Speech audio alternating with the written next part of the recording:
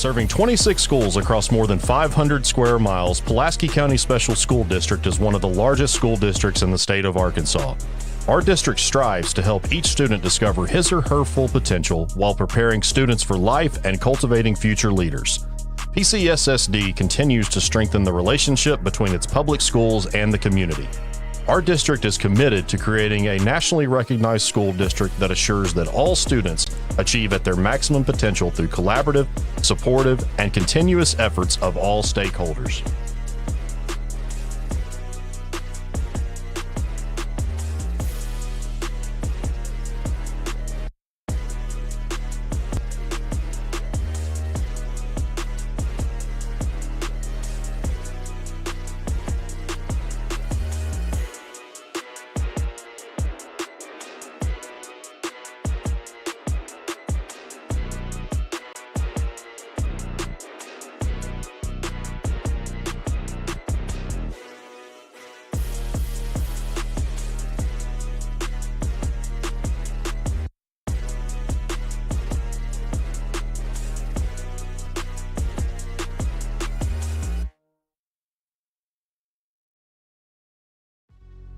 The schools participating in this football game are members of the Arkansas Activities Association as authorized by their school board.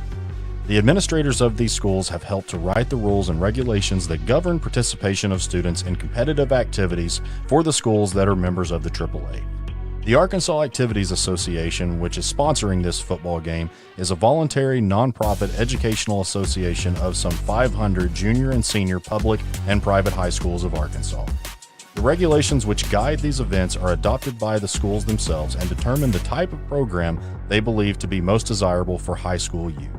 The Arkansas Activities Association is one of 50 state organizations that belong to the National Federation of High School Associations. This association formulates policies, game rules, and standards for inter-school competition.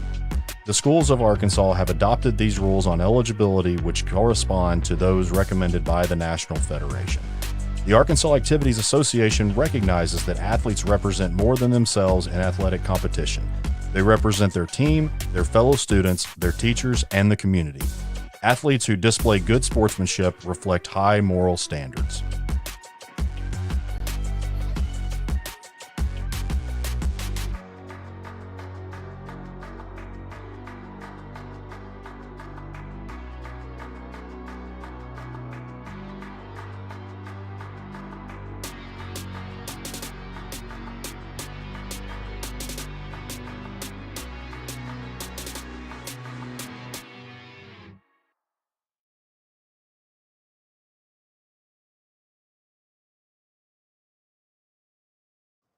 Welcome, football fans, to Mills Cummins Football and the PCSSD Sports Network, brought to you by Natural State Sports.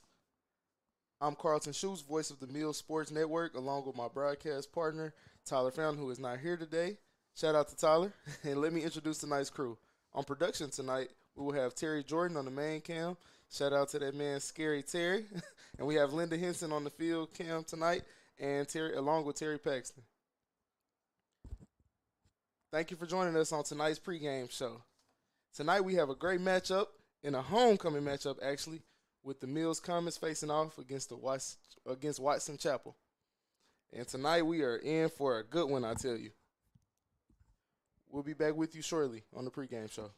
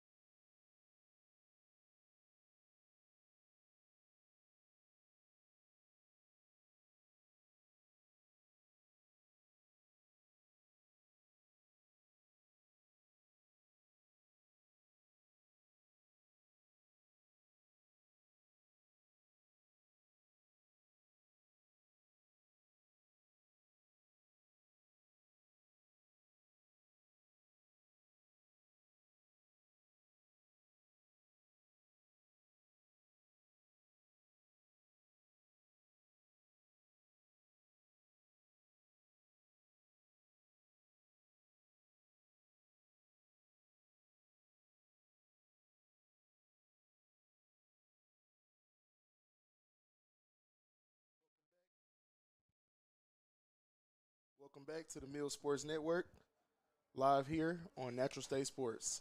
Please make sure you like and subscribe in Natural State Sports, as well as Mills Sports Network, Sylvan Hills Sports Network, Joe T. Robinson Sports Network, and Maumelle Hornets Sports Network. Tonight's matchup will be interesting.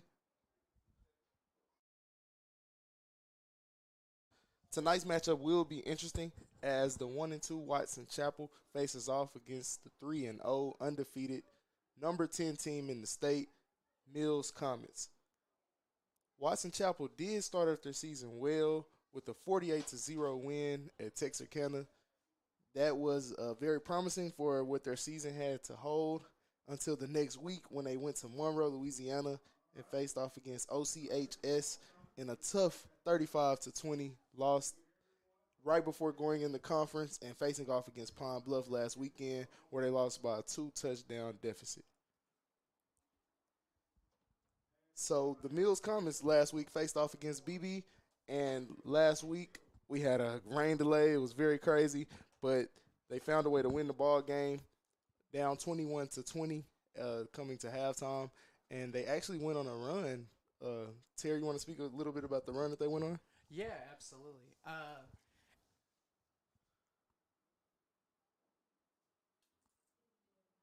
The homecoming.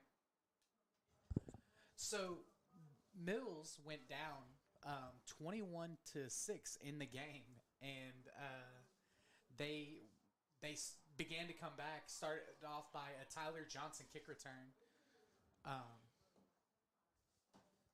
Yeah, that 70-yard kick return, I think that was the turning point in that ball game, as Tyler Johnson did run back that kick return when they were down 21-6, which was a very tough moment for Coach Lee in those comments, as they aren't used to necessarily being down, but they don't always start off the best. And Mills has found a way to manufacture points, whether it be on punt returns, kick returns, defense, or offense. It's a three-faceted game, and if we clean up some of these penalties and just overall turnovers that we were having the last couple of weeks, I think that this is a formidable team. They can score with anyone having the number one scoring offense in the state of Arkansas right now. And their defense, while they've struggled at times, they give opposing offenses fits. I mean, BB's rushing attack was going crazy at the start of the game. They really were. Out of nowhere, Mills figured it out. They figured out the motion. They figured out the power. They figured out the counter and the trap. And as soon as the BB All-State quarterback went down, it was all but not after that. I agree. And I also must pitch in that they do have 9 picks in 3 ball games. That is a pretty amazing stat. We have a few guys that have multiple interceptions on the team. They are turnover machines, and they also make great halftime adjustments on the defensive side of the ball. So I really feel like that their ability to create turnovers and extra possessions for that offense does benefit them and their offense and their ability to score, which they are averaging 47 points per game right now, which is pretty crazy for high school. And, when you've got guys like QJ King averaging 106 yards a game, and then you've got in 3 games, your quarterback has already got 930 yards, averaging 300 yards a game at a 70% clip. If you're completing 70% of your passes and you've got 8-2 touchdown ratio, that's a 4-1 ratio, and I'll take that any day. Because Ringo is definitely a gunslinger. He will take some risk, and he will make some mistakes. But he is a risk taker, and he does trust his teammates. We will be back with you shortly on the Mills Sports Network.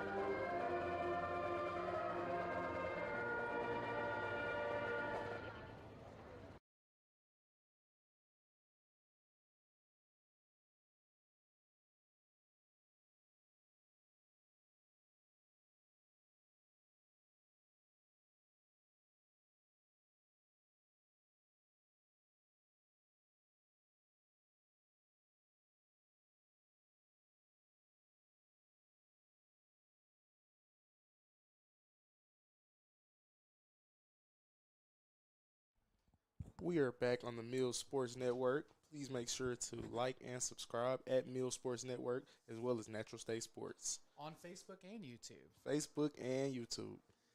So, who do we got tonight, Coach? Well, tonight you want to know tonight's game plan here, or you want to hear about some other games around the state? Tell me about the other games around the state first, Carlton. First of all, we have Sylvan Hills versus Searcy. I think that will be a good game. We have two teams hungry to get their first win. It is a conference game for both teams.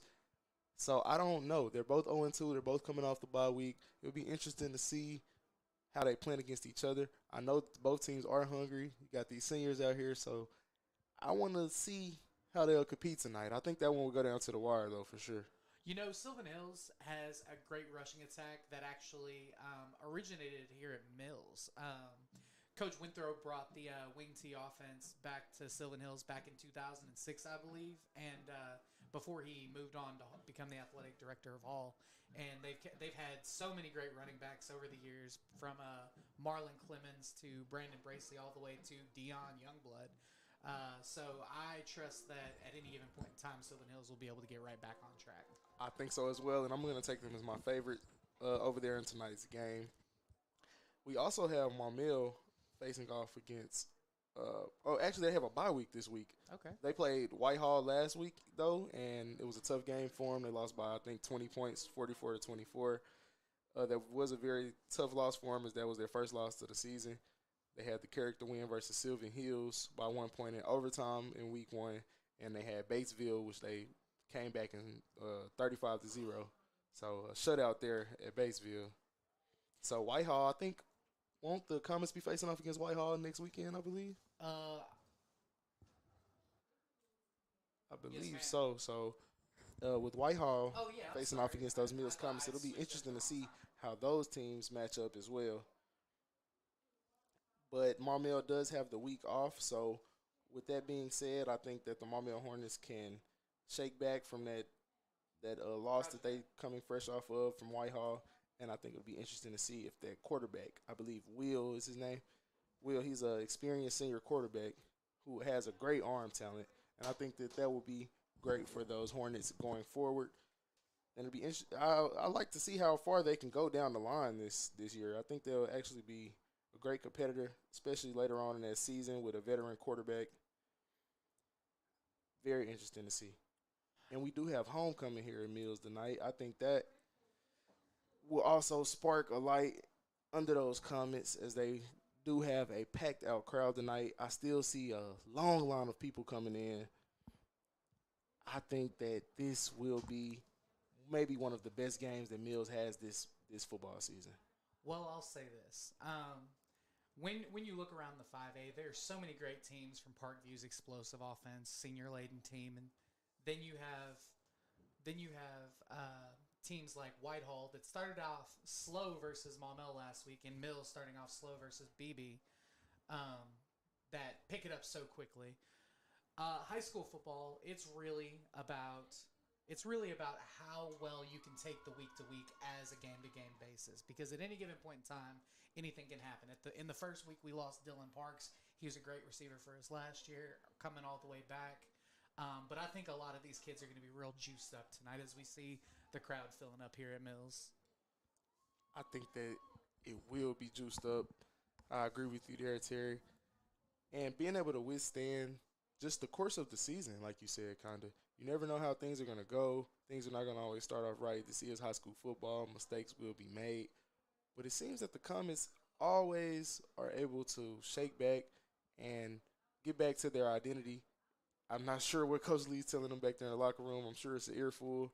But whatever he's telling them, it is giving them the ability to fight adversity throughout the season. These kids have seen adversity every single week, Carlton, and you're 100% right there. Coach Lee is a great coach. He's had so many great teams over the years, and he's coached so many great players. It's really about these kids just accepting the responsibility for themselves, and when they're on the field, they're the ones responsible. I can coach you all day, but I can't play the game for you. And you know, you've had plenty of homecomings in your life too. What's your favorite homecoming moment? My favorite homecoming moment would personally have to be facing off against Cabot when they had Gerard Barnes, who was a highly recruited athlete, probably the best athlete to ever come through Cabot, who played them at Little Rock Central in my alma mater. It was a very fun moment, man. Made some big plays there. Had one of the best games of my high school career. I think that just the energy and the juice that you get from just seeing the crowd and seeing your family, all of the ones you love, classmates, it's something about it, man. You just can't replace it. These Friday night lights, it does get real. What was your favorite one? So believe it or not, nothing ever matched my freshman year. I actually went here at Mills, and our ninth grade class went undefeated, and a lot of us moved up the last couple of weeks of the season. We were playing Hamburg. No, I'm sorry. We were playing CrossFit, as a matter of fact. We were playing CrossFit, and back then, we ran the wing tee, and there wasn't a lot of high-scoring games for us like these Mills Comets have today. We were down 6-0 with 4 minutes left in the game. We got a turnover on special teams, as a matter of fact. We punted the ball, and we got a turnover. And from the 40-yard line, we marched the ball down in 4 minutes and threw a game-winning touchdown from Bentrell Cobbs to Nick Hansberry. And as a 14-year-old kid, that might as well have been the Super Bowl. Oh, yeah. I'm sure it was. And I was actually on the punt team that made the play. So that forced the turnover? Yeah, absolutely. Oh, okay. Because when you're a freshman, you try to get on the field as much as you can. Wherever you can, I understand. Back then, we had, 25 guys on the team. Now these teams are a lot more big. But yeah, no, absolutely. It was a lot of juice on that homecoming night. Nothing will ever match up to that, probably. And special teams is that third aspect of the game. It can be that game changer, as that story that Terry just gave us there. Mills has had a few problems with the kickoff coverage team, but their return teams have been excellent. They have been excellent. I can to say the least. Dylan Johnson with that 70-yard kick return last week was just an electrifying moment when things seemed very dull for the Comets. It wasn't going the Comets' way, and we weren't sure how the offense was going to get going. We had Grant, the quarterback for BB last week. He was just kind of having his way there at the beginning up until that injury, and that was the moment. That I really think that was the moment. It wasn't the defense. It wasn't the offense that made plays. It was special teams. And Tyler Johnson put his mark on the game. If you ask me, I think he was, if not the player of the game last week, he was the co-player of the game with his 2 touchdown receptions, one that got called back, and, of course, that return for a touchdown. That's what sparked the Comets' comeback. And whenever you're able to impact the game like that, especially coming from a senior, I think Tyler is, if he's second on the team in total in yards per game right now, right behind QJ King, who, of course, does everything, offense, defense, and special teams, And they really rallied around that moment. Like you said, he also had a receiving touchdown. I did pick him as my player of the game last week. And you can argue that he was the co-player of the game because Ringo did show a lot of composure. And he was a whole different Ringo in that second half. When he gets going, when he gets in rhythm, man, he is one of the toughest quarterbacks, I would have to say, in the state. And that play that he made, I believe it was maybe 3rd or 4th and maybe 16 or 17. The 4th and an acre. Yeah, 4th and an acre for sure. He really showed a lot of character. That was a character run, and it did get called back because of a penalty. But it really showed a lot of character. It showed a lot about the identity of this team, how they've been coached, the type of attitudes that they do have. And Ringo is a classic quarterback. He's a little bit more of a stand in the pocket than what we're used to seeing kind of here at Mills.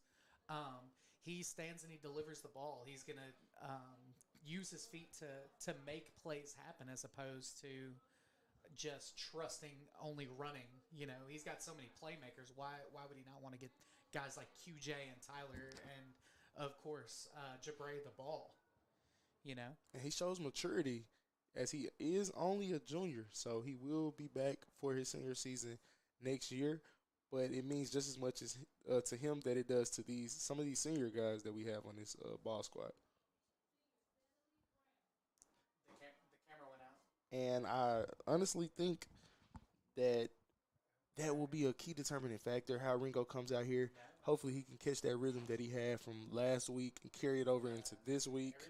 I'm going to touch on the last game of our Natural State Sports roster, and that is Joe T. Robinson Senators. They will be facing off against the undefeated Morrilton, but I believe that will be tomorrow.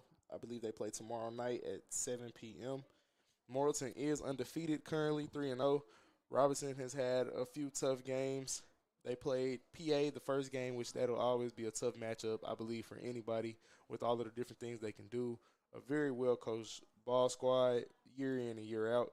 But they did bounce back and have a shutout against Forest City, 28-0. And I think that kind of let them get their feet up under themselves, and they'll be ready for that matchup tomorrow against Morrilton. And Morrilton is undefeated, as they do have a few highly recruited players. I've seen a lot of talent come out of Morrilton in the last few years, and I think that the coach is over there. He is doing a good job. The offensive coordinator is very explosive. They could put up a lot of points, put them up in bunches. And speaking of people who could put up points in bunches, back to touch on the point of the 47 points per game scored by the Mills Comets right now. That is one of the best stats, I believe, for this ball program, as we did highly anticipate the defense to be the leaders of this team, and I still do believe that they are. But the offense has matched the energy and showed up, as well as the defense putting points up on the board. We've got Jabray Shaw with 5 rushing touchdowns, Daniel Brown with 2 touchdowns rushing, and Ringo with 1, of course. So 8 total rushing touchdowns. On the ground alone, I mean, they've been really able to run the ball, which I thought was going to be a tough go for them, just trying to keep that consistency, especially whenever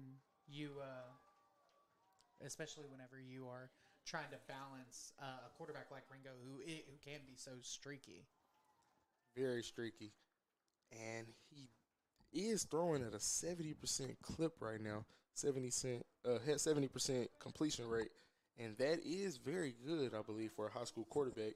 So it'll be interesting to see some of those offers rolling in, as he is a prototype, large quarterback, tall, big frame, stand strong in the pocket, can take a hit, and can use his legs when needed. I also want to talk about Daniel Brown. He has been very good, as he is the leading carrier. He has 25 carries this season for 195 yards, and he has been a big part of their success. 2 touchdowns to go along with that as well, averaging 65 rushing yards a game. They have this multiple back system where a few guys get carries. QJ King gets carries. Jabray Shaw. The rushing attack is. Do you want to talk a little about that? Whenever they get into that wishbone set, a lot of times they post mail what's going on. You know, it's either going to be 38 power to the left or 27 power to the right, and they may do a little bit of a rollout and throw to the tight end or a wide receiver, depending on it. And a lot of times what they're trying to do is, whenever you're doubling their receivers when they're in the spread, they're going to go to that bunch formation so they get the extra blocking so they can get those one-on-one matchups for Pierce and Jabray and QJ. And when you've got the type of speed that they do, if you can't match that, I mean, 50-50 ball is exactly that, 50-50, you know? And when they bring in Charleston White and Caleb Sane, number 3, when they bring them into that wishbone set, it gets very tough for defenses, and they really have to load up that box. Like you said, it leaves some of those athletes out there on an island by themselves. And most of the time when they're on the island by themselves, they will be the last survivor as they face off against these corners one-on-one. This is high school football, but we have a lot of college caliber players.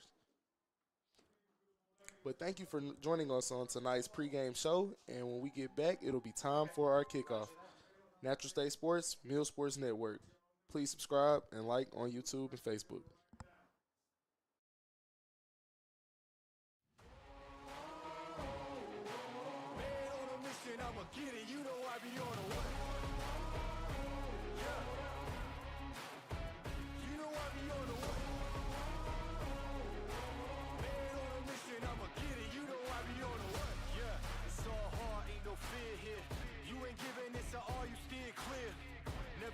I've been down and I reappear. You got some money on the line, you better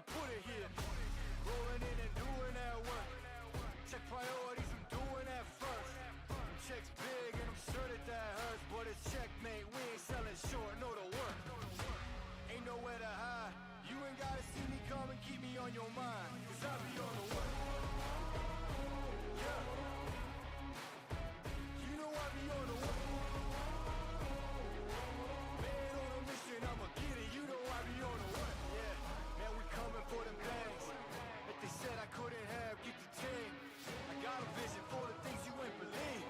And here's the motto: hard work is over everything. It's that comeback. I'm calling plays, hit the pass, then the run back. Yeah, I'm far ahead and gotta run last. But we ain't letting up, we never done that. Ain't nowhere to hide. You ain't gotta see me come and keep me on your mind, 'cause I'll be on the way. Yeah. You know I'll be on the way. Man on a mission, I'ma get it. You know I'll be on the way. Yeah. I'm on the way. On the way. Yeah. On the way. I'm on the way. I'm on the way.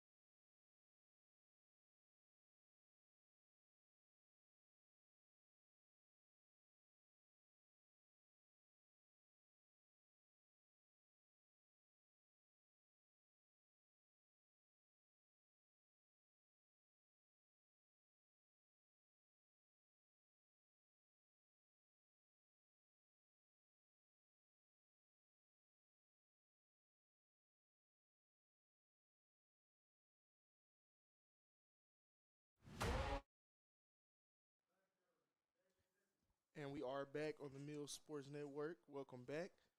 We do have tonight's coin toss that is now going on. We have Jabray out there. We have Zion. I see Anton Pierce. I see Charleston White. I'm not sure who we have over there from the Watson Chapel side just yet. But these are the leaders of this team, and I think they will be big players in tonight's ball game. We're going to see if the offense or the defense will take the field first. But whoever has taken the field first this season has done a great job of setting the tone. That very first possession, going out, hitting them in the mouth, getting going early. And it looks like Mills has won the toss, and they're going to elect to receive the ball, as a matter of fact. And these are the, if you notice, these jerseys are a little different than the previous ones we've seen by Mills. With that Oregon vibe once again. Yeah. These are the OG retro jerseys. Yeah, these Oregon S jerseys are.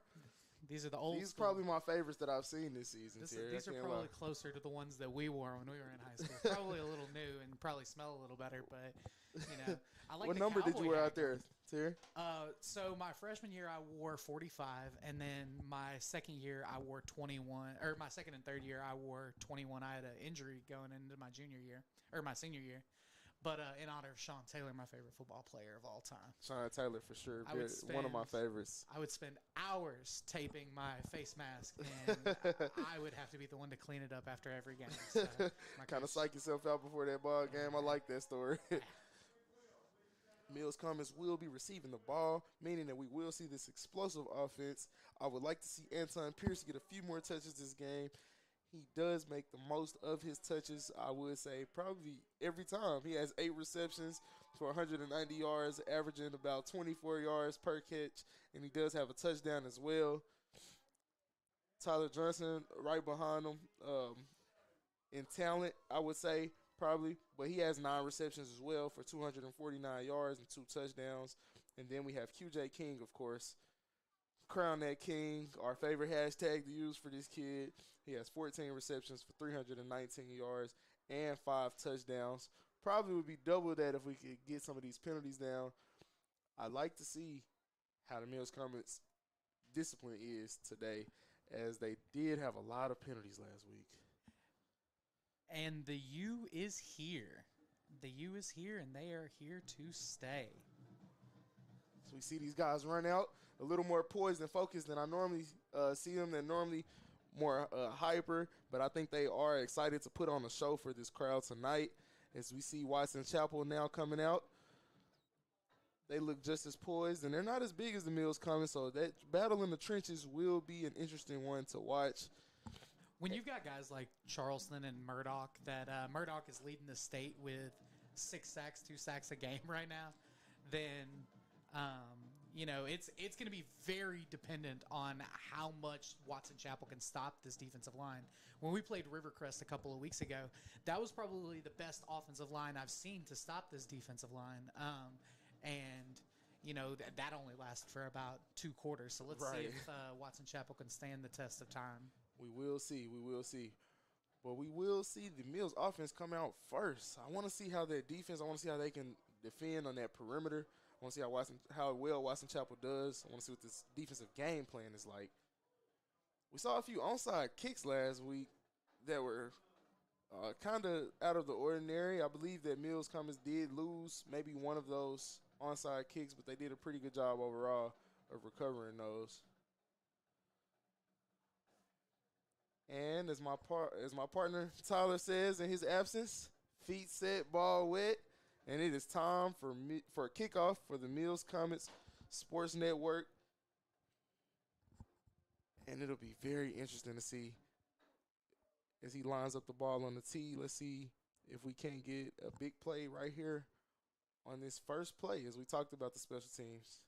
And, a lot of these Mills kids either played youth football, AAU, or actually are from the Pine Bluff area, moving up here to Little Rock to play. So there's probably some rivalries that go all the way back to Little League with the West Side Tigers. Yeah, some old childhood friends. Oh, onside kick to start. Have a little squib, onside type of kick here.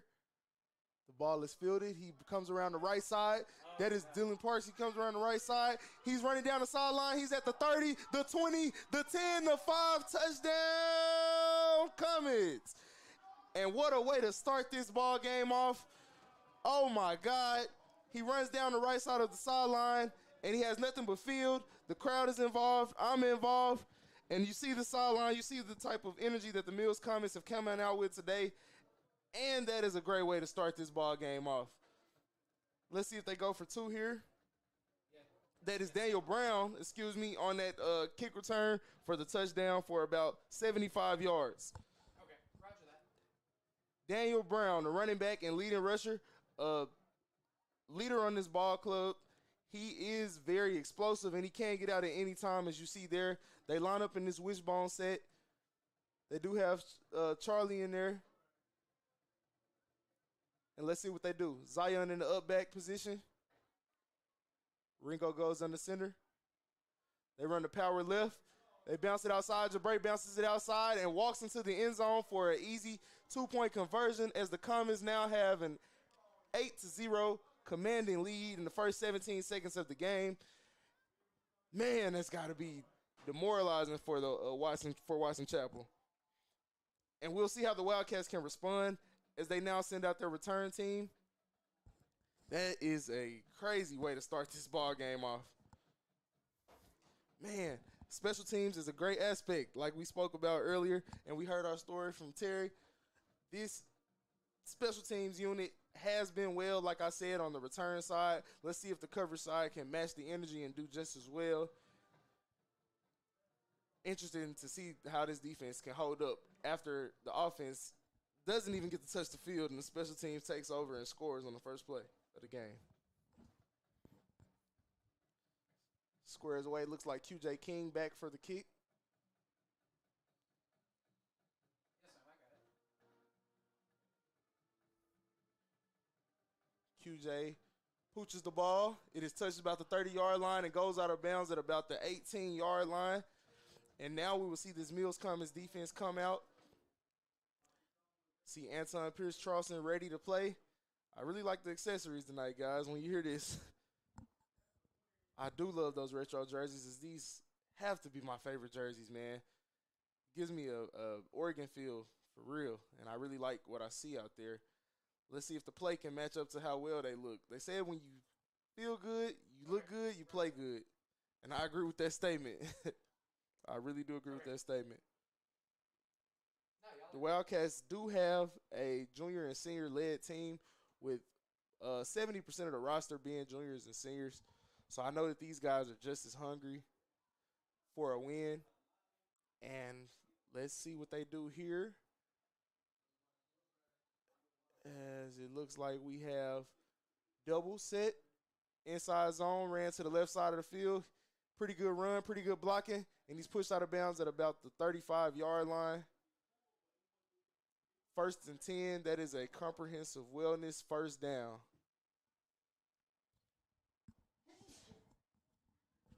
Mills Comets have struggled to defend the inside zone this year. But like I said, their ability to create turnovers and force turnovers has been great for them and combated some of that ability to stop that run, a lack of ability to stop that run. And they're back in this set. Tight end to the right, single back set. Inside zone again is stopped, and he's crushed in the backfield by a load of Comets. I mean, a load of Comets, and everybody's flying around to the ball. That was for a loss of 3 yards at the 32-yard line, making it 2nd and 12. This play calling is going to be very interesting on 2nd and 12. See if they put that ball in the air. We know what these defensive backs and defenders can do. Anton Pierce is down in the strong safety position. Looks like Jabray is back at free safety. Double set. They do run the inside zone again to the left side. He almost gets away, but is then brought down by Charleston Collins. Charleston Collins did have a pick 6 in week 2, so we know that he can be effective in the passing game just as well as the run game. And he does have 3 sacks this season, along with 2 of his other teammates who also have 3 or more sacks. 3rd down and 10, back to the original line of scrimmage. And let's see what the Watson Chapel Wildcats decide to do on 3rd down. This is where Mills lives and dies, Carlton. They love to get teams in 3rd and long situations so they can try to make them pass. But I wouldn't be surprised to see a quarterback run here to the short side of the field. I wouldn't be surprised either as we see these 2 backs in the up back set. And we do have a dead ball here. Looks like we have delay of game penalty on the Watson Chapel Wildcats, making it an even longer 3rd and 15 for them. And desperation is settling in for those Watson Chapel Wildcats pretty early here. Let's see what they decide to do. Mills is not scared of this one safety high defensive set. They run a lot of man out of that. They're able to bring a little more pressure, send an extra blitzer. So what I'm seeing out of this is Mills trusts their athletes. They think that one-on-one they can beat anybody as we see the quarterback roll out here. Play action roll out right, and the ball is intercepted. As we said, this team likes to make plays on 3rd and long, and a play has just been made. It looks like Jabray Shaw, who ran in the 2-point conversion earlier, and the Mills Comets will take over at the 33-yard line, And heading into their end zone. He really set him up for that one. I mean, they like I said, they were daring him to throw the ball, and they were just creeping in that backfield, that little cover 1 lurk that they had going on there, and Jabray just picked the ball off. And I think they thought he was going to play over top there, but he went right underneath and snagged the ball on 3rd and 15. Big play for the Comets, and we'll see what they do here as they're in their favorite set, this trips right set, single back. Ringo drops back. Oh, and the ball is nearly intercepted. Trying to get it to his receiver, Anton Pierce, who did a great job of playing defense on offense there. They thought it was single coverage, but he had him over top. I'm not going to lie to you. Anton looked a little bit like Julio Jones right there. He did. That was, safety playing receiver. Oh, yeah. Saw the ball in the air, and the other guy had the ball, and he said, remove the ball. That is a great way to detach the defender from the ball right there, as that could have been a play that gave the ball right back to the Wildcats. They go back to the trips right set, single back. Looks like Daniel Brown there.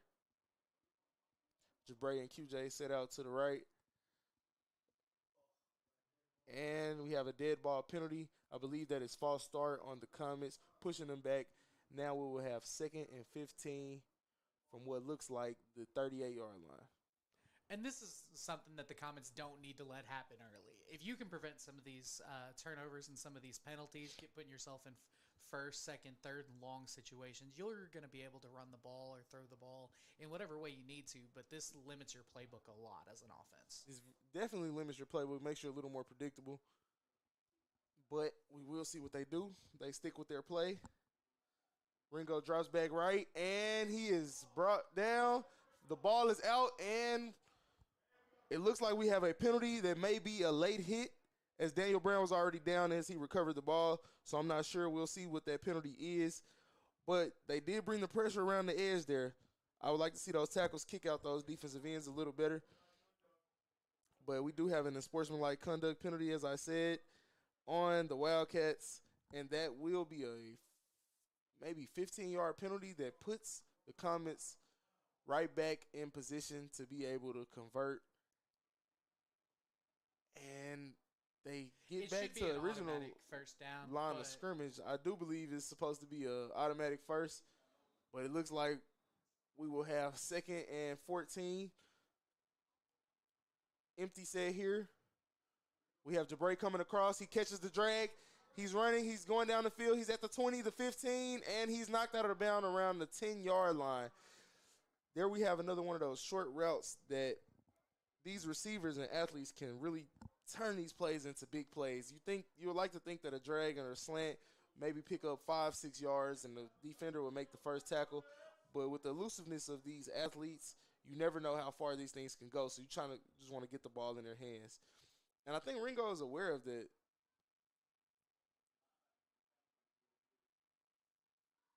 Charleston White is in, playing fullback. Power right. They run a power right, and it looks like that is Derek Murdoch, and he is tackled behind the line of scrimmage for a 3-yard loss. That is the power back. The bowling ball, as Tyler Fountain likes to call him. And a little bit of a missed block there. Yeah, I definitely think it was a missed block right there on the edge. I hate to say a guy's number whenever he does something wrong, because when they make a big block on offense, it's hard to ever give him credit, but you always get caught doing the wrong thing. Play action. Quick kick to QJ. QJ gets down the sideline. He's fighting. And touchdown, QJ King. He really made a fight for that. Yards after contact is the words that I want to use to describe that run. And I think that is his 6th touchdown of the season receiving.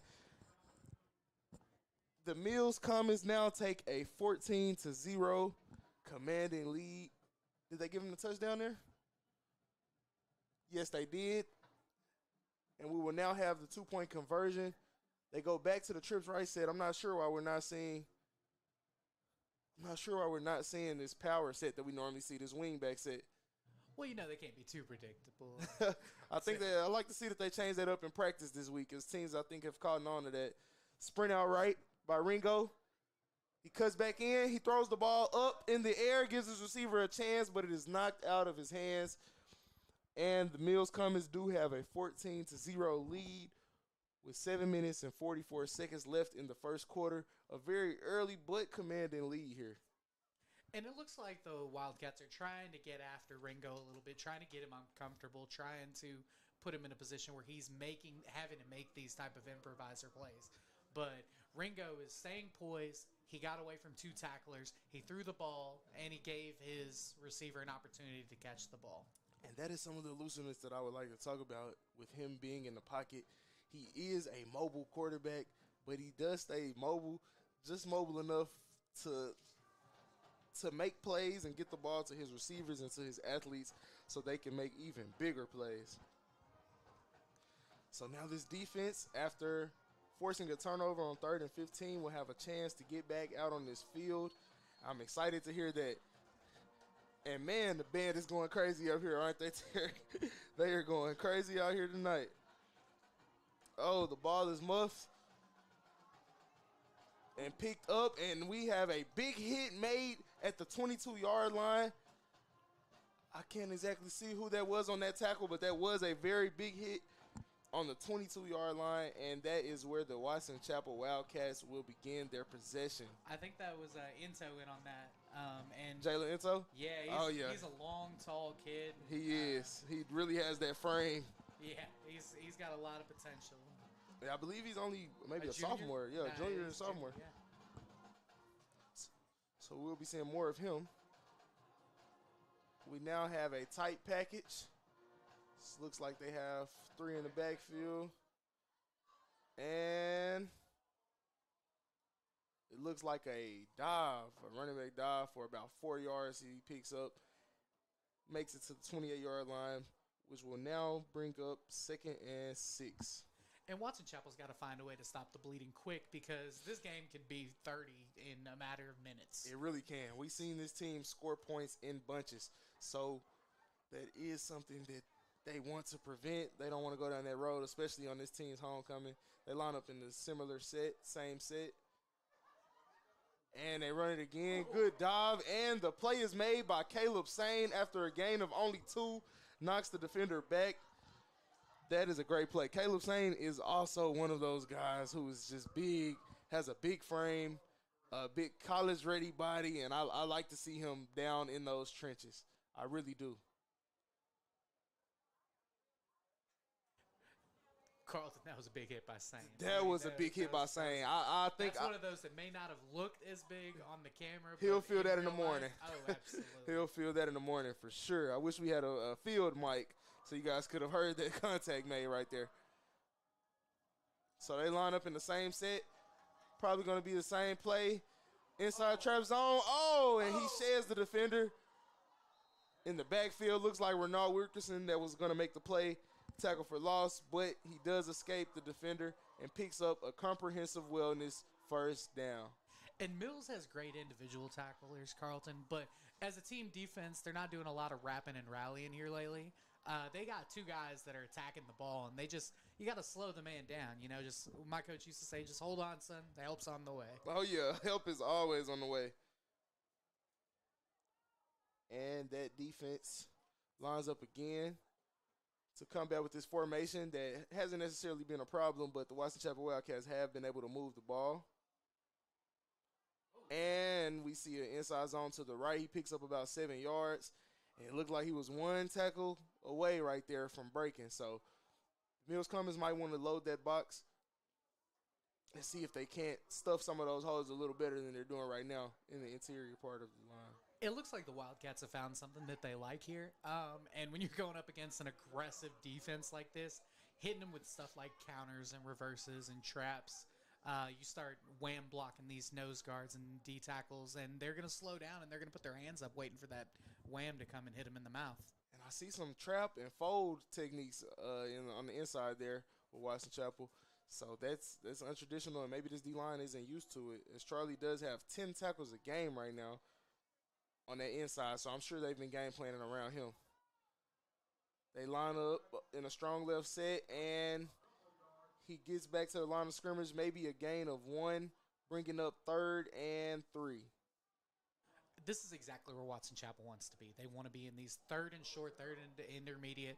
So if they do have to go for it on 4th down, or if they do have to punt, they're able to flip the field a little bit more. And I definitely think this is 4 down territory. You're down 14-0. It's this team's homecoming. It's still 4 minutes left in the first quarter. I think you have to try to find some type of rhythm here and put some type of life into your team. And I'm sure that defense is pretty worn out as they have been on the field a lot tonight. We have the strong left set again, and they commit and stick to the run. It looks like Caleb Sane had him in the backfield, but the running back keeps his feet rolling and picks up another comprehensive wellness first down. Carlton, these Wildcats stopped in the backfield 2 or 3 times this drive, are just choosing to not get tackled behind the line of scrimmage. And these are the types of, as we have an official timeout with someone might be down right now. You know, when you're in those big piles, a lot of stuff can happen. People get rolled up on, stepped on. But we'll be back after this break.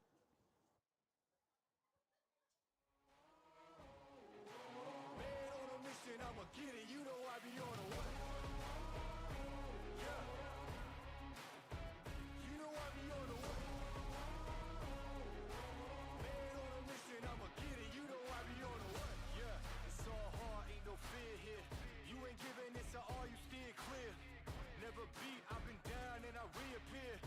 some money on the line, you better put it here. Rolling in and doing that work. Check priorities, I'm doing that first. Checks big and I'm sure that hurts, but it's checkmate. We ain't selling short, no the work. Ain't nowhere to hide. You ain't gotta see me come and keep me on your mind, cause I be on the way. Yeah. You know I be on the way. Man on a mission, I'ma get it. You know I be on the way. Yeah, man, we coming for them bangs. If they said I couldn't have, get the team.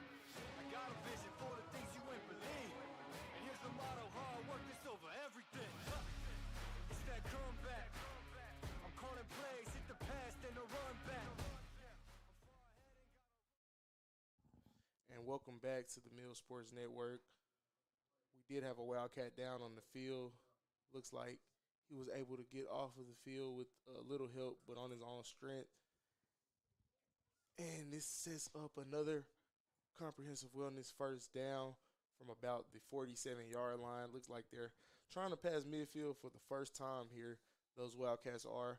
They found this formation. They like it. It's pretty slow grind. Keeps the ball out of the Comets offense hand. And let's see what we have here. Looks like an I formation. Yeah, you guys are doing fine. Everything's cool. They go to the split back set, and they run a power left. And he is brought down in the backfield.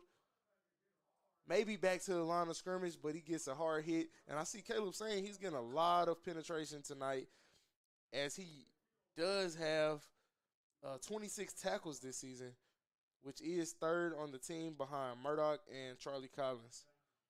They gave them a general loss of 1 there, Carlton. And let's see if the Wildcats can get back in and make this a more manageable third down. If not, I think they will have to put the ball in the air, which I'm not sure that they really want to do, as we see them stay in there with this big power set with 3 running backs in the backfield. Let's see what they do here.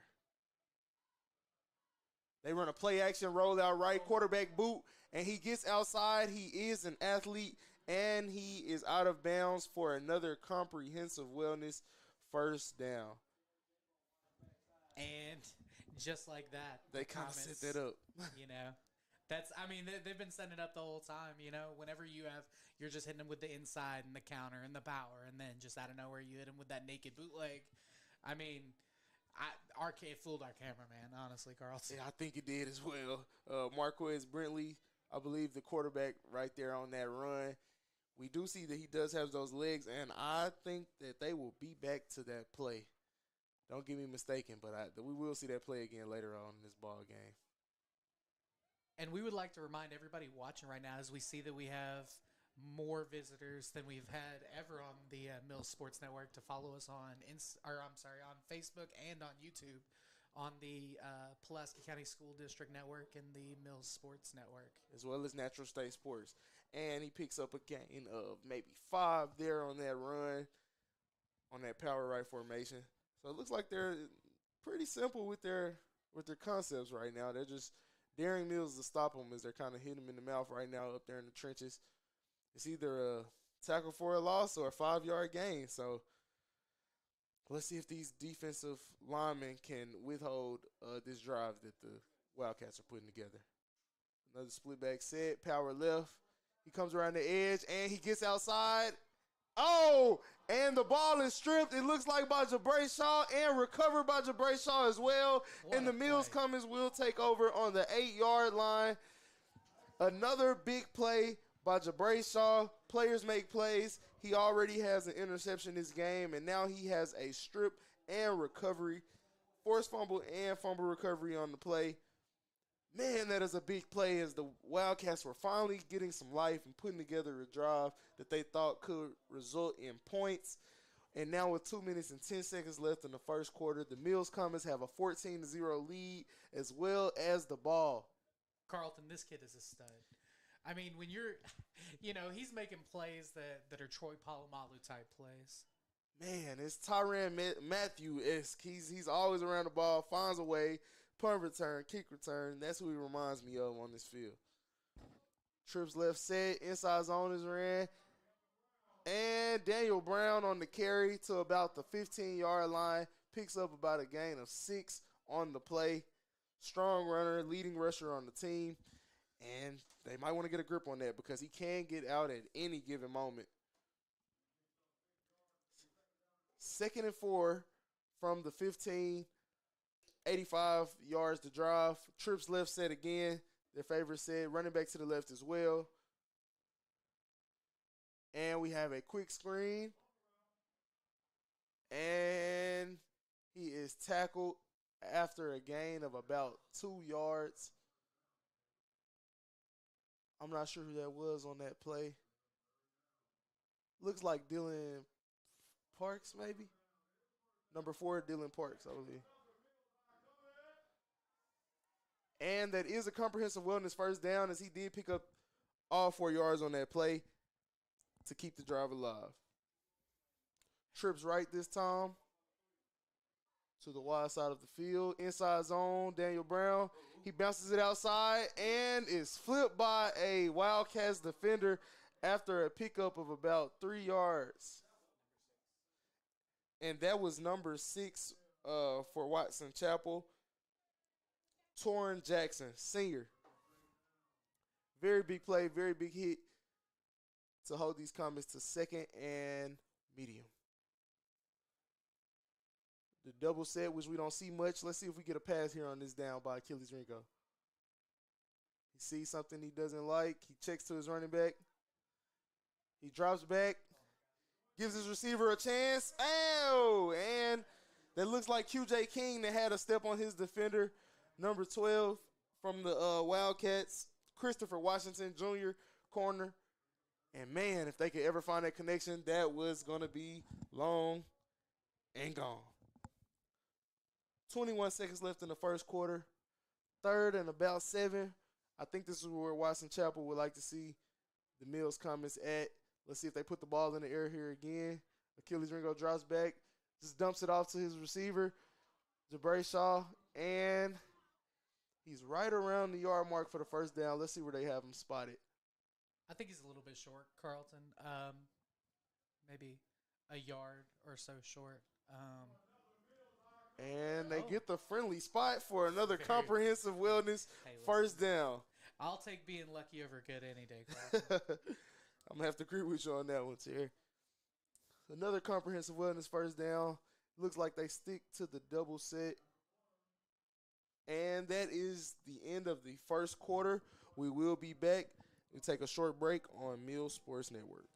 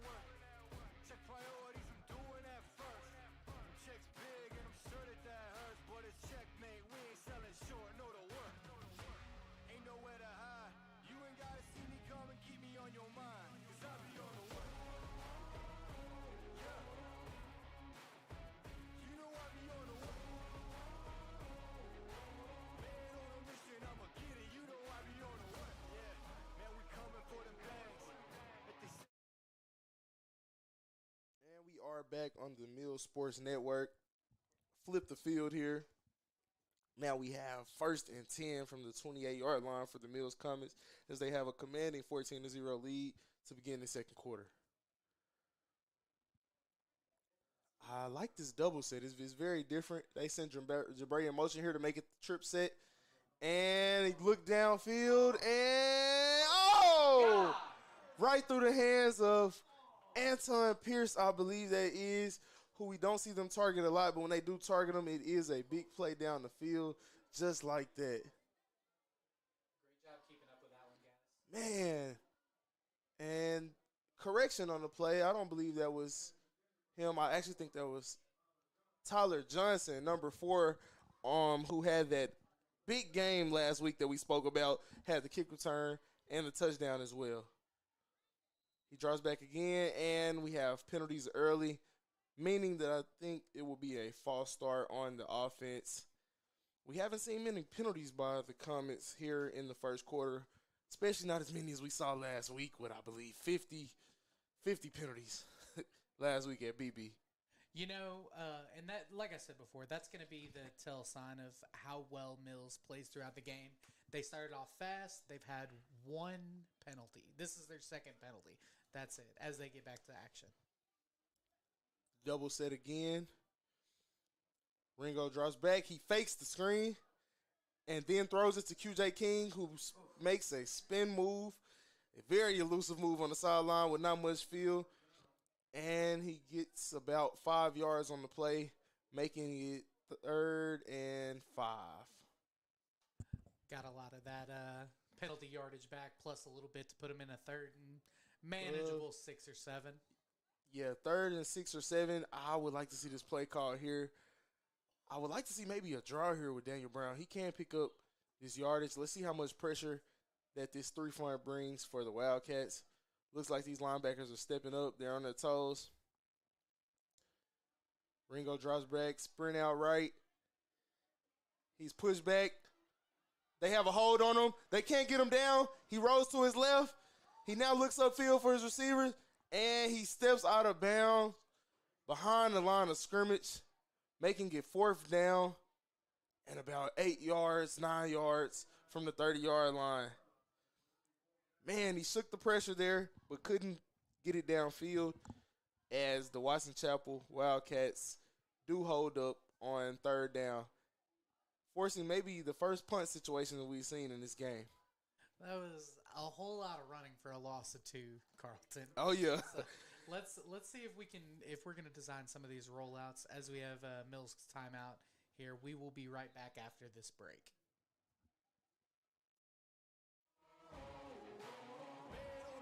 I'ma get it, you know I be on the way. Yeah. You know I be on the way. Man on a mission, I'ma get it, you know I be on the way. Yeah, it's all hard, ain't no fear here. You ain't giving it to all, you steer clear. Never beat, I've been down and I reappear. You got some money on the line, you better put it here. Rolling in and doing that work. Check priorities, I'm doing that first. Checks big and I'm sure that hurts, but it's checkmate. We ain't selling short, know the work. Ain't nowhere to hide. You ain't gotta see me come and keep me on your mind, cause I be on the way. Yeah. You know I be on the way. Man on a mission, I'ma get it. You know I be on the way. Yeah, man, we coming for them bags that they said I couldn't have. Get the team. I got a vision. And we are back in action with 4th and 9 here for the Mills Comets. Let's see if we get this first punt of the game, pending that decision from Coach Lee. And the ball is booted by QJ King. It takes a Comet bounce down to about the 29-yard line, and that is where they will begin their possession. Great punt to flip the field for the Comets defense, who has held up. And they have a shutout tonight, forcing 2 turnovers on both of the Watson Chapel Wildcats possessions. They were able to move the ball last possession, but they couldn't capitalize as a play is made by Jabari Shaw, who has the 2 turnovers for the Mills Comets, the interception, the forced fumble, and the fumble recovery as well. Yes, I know. That's a lot, and I have to catch my breath, have an oxygen tank to read out his stat line game by game, as he is a 2-way player on both sides of the ball. And we have a power left, looks like, from a double back set shotgun, and they do pick up positive yardage, making it, I believe, 2nd and 5 for the Watson Chapel Wildcats. And that interior of that Mills defense has been the Achilles heel of this team. The inside zone seems to work for many of the teams that they face off against. But with Caleb Saint in there and Charleston Collins, I do believe that teams will shy away from that as the season goes on. And we have Caleb Saint here on his left edge. Let's see. They have this power set again. They load the box up. They try to run a sweep to the left, and he is tackled in the backfield for a loss. Back to the original line of scrimmage for a loss of about 5, bringing up 3rd and 10. Let's see what these Washington Chapel Wildcats decide to do here, as this is a difficult situation for them. They don't want to put the ball in the air. It may be too far to run on 3rd and 11. Very interesting to see what this play call would be like. I would like to see them put it in the air here, but man, this is no-fly zone out here. These guys out here like the Legion of Boom, as they do now have 10 interceptions on the season in only 3.5 games. More like the Legion of Zoom, because these boys, when they catch the ball, they're looking. They are. And they run a counterplay here around the left side. Washington Chapel Wildcats do, and he is knocked out of bounds by Anton Pierce with force and frustration. But that is another comprehensive wellness first down for the Washington Chapel Wildcats. So they're using these powers and inside zones to kind of counter and set up what they really ultimately want to do for the big plays and big games. The name of the game is first downs, and it really doesn't matter what you do on first and second down as long as you convert on 3rd. But you'd like to make it a little easier on your offense and not getting, minus penalties and minus yardage plays. But when you're having counters like that from fullbacks and quarterbacks, it doesn't really matter, A very disciplined team in the Washington Chapel Wildcats. They have made a few mistakes early in this game, but I do believe going down the line that this will be a big ball game. Anton Pierce on the big tackle back there. He is not afraid to stick his nose in there and get dirty. As you can see there on the sideline as he makes the big hit out of bounds. They go to the 3-back set. Is a quarterback power to the left side. And he is rolled down the line and pushed out of bounds by, looks like, Charleston Collins and Anton Pierce as well on that play. They took those boys directly to their coach, handed them to them, and said, you might want to go back to the drawing board on this. Yeah, they sent him right back to coach. And the play call in here on 2nd and 11. Let's see if they surprise us, hit us with another counter, quarterback sweep, quarterback bootleg rollout to his long side of the field. I wouldn't be surprised to see some type of screen coming here soon. I wouldn't be surprised either. This power set is allowing them to set up for bigger plays. Strong left set, quarterback sweep again, and the same result, and that packed out tackle is led by Anton Pierce, who's really getting his nose in there tonight. He's not afraid to get dirty. He's not afraid to get those hands dirty out there with the defense. And now we have 3rd down and 11, an identical situation to the one before. I like to see how the defense for the Comets holds up and how ready they are for the counters, the sweeps, and possibly the rollout to the flats, play action for a pass. We do know Washington Chapel likes to get creative on these downs. Power right, we have a bootleg. He's running up the seam, and the ball is intercepted again by Jabray Shaw. He is bringing it around the right side. He's running down the field. Nobody but him and green grass, and he flies. The Comets fly, and that is another touchdown by Jabray Shaw on the defensive side of the ball. Man, this kid has 2 interceptions. He has a forced fumble. He has a fumble recovery. And he gritties his way to the sideline. I like that dance. Young man, do your dance on the way to the sideline. Great play, great player. Players make plays. And you saw it here first. You saw it here first, as I like to say. Number 8, have you a day. The Mills Comets set up for the 2-point conversion. Looks like in this wishbone set, Derek Murdoch in the backfield. Let's see if they get him the ball here. Daniel Brown split out as well. And the ball is up the middle. It looks like it is stuffed, and the 2-point conversion is no good. But the Mills Comets have a 20-0 lead with 7 minutes and 10 seconds left in the second quarter. And it is looking bad for the Washington Chapel Wildcats. Every ball that they've put in the air has been caught, but not by them. by the Comets. Man. These comments have come to play today, and they're doing it in a way that they haven't done it so far. And that's with discipline. That's with all three phases of the game. These comments have come to play Mills Comet football today, Carlton. Only 2 penalties in this first half, as we saw maybe 10 to 15 penalties at this point last week in Friday's game.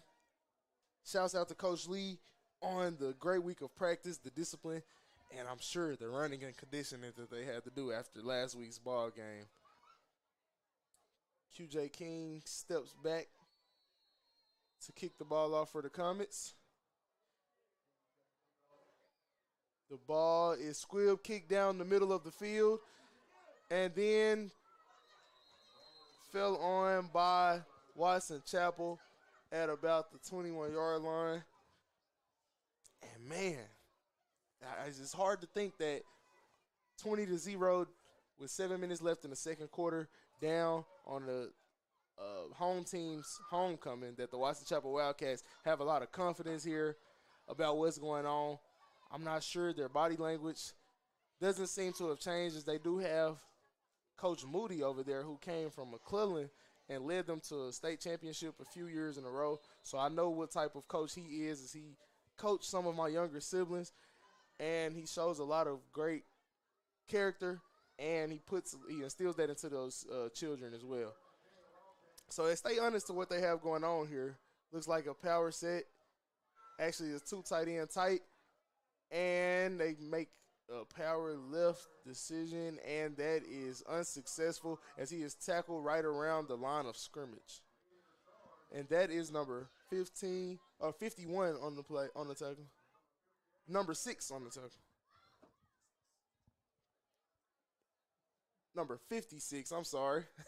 Man, these green jerseys, they give me trouble every week. And these yellow, I don't think they thought about me when they picked out these jerseys, but I do love these retro alternate jerseys. Classic Mills Comet.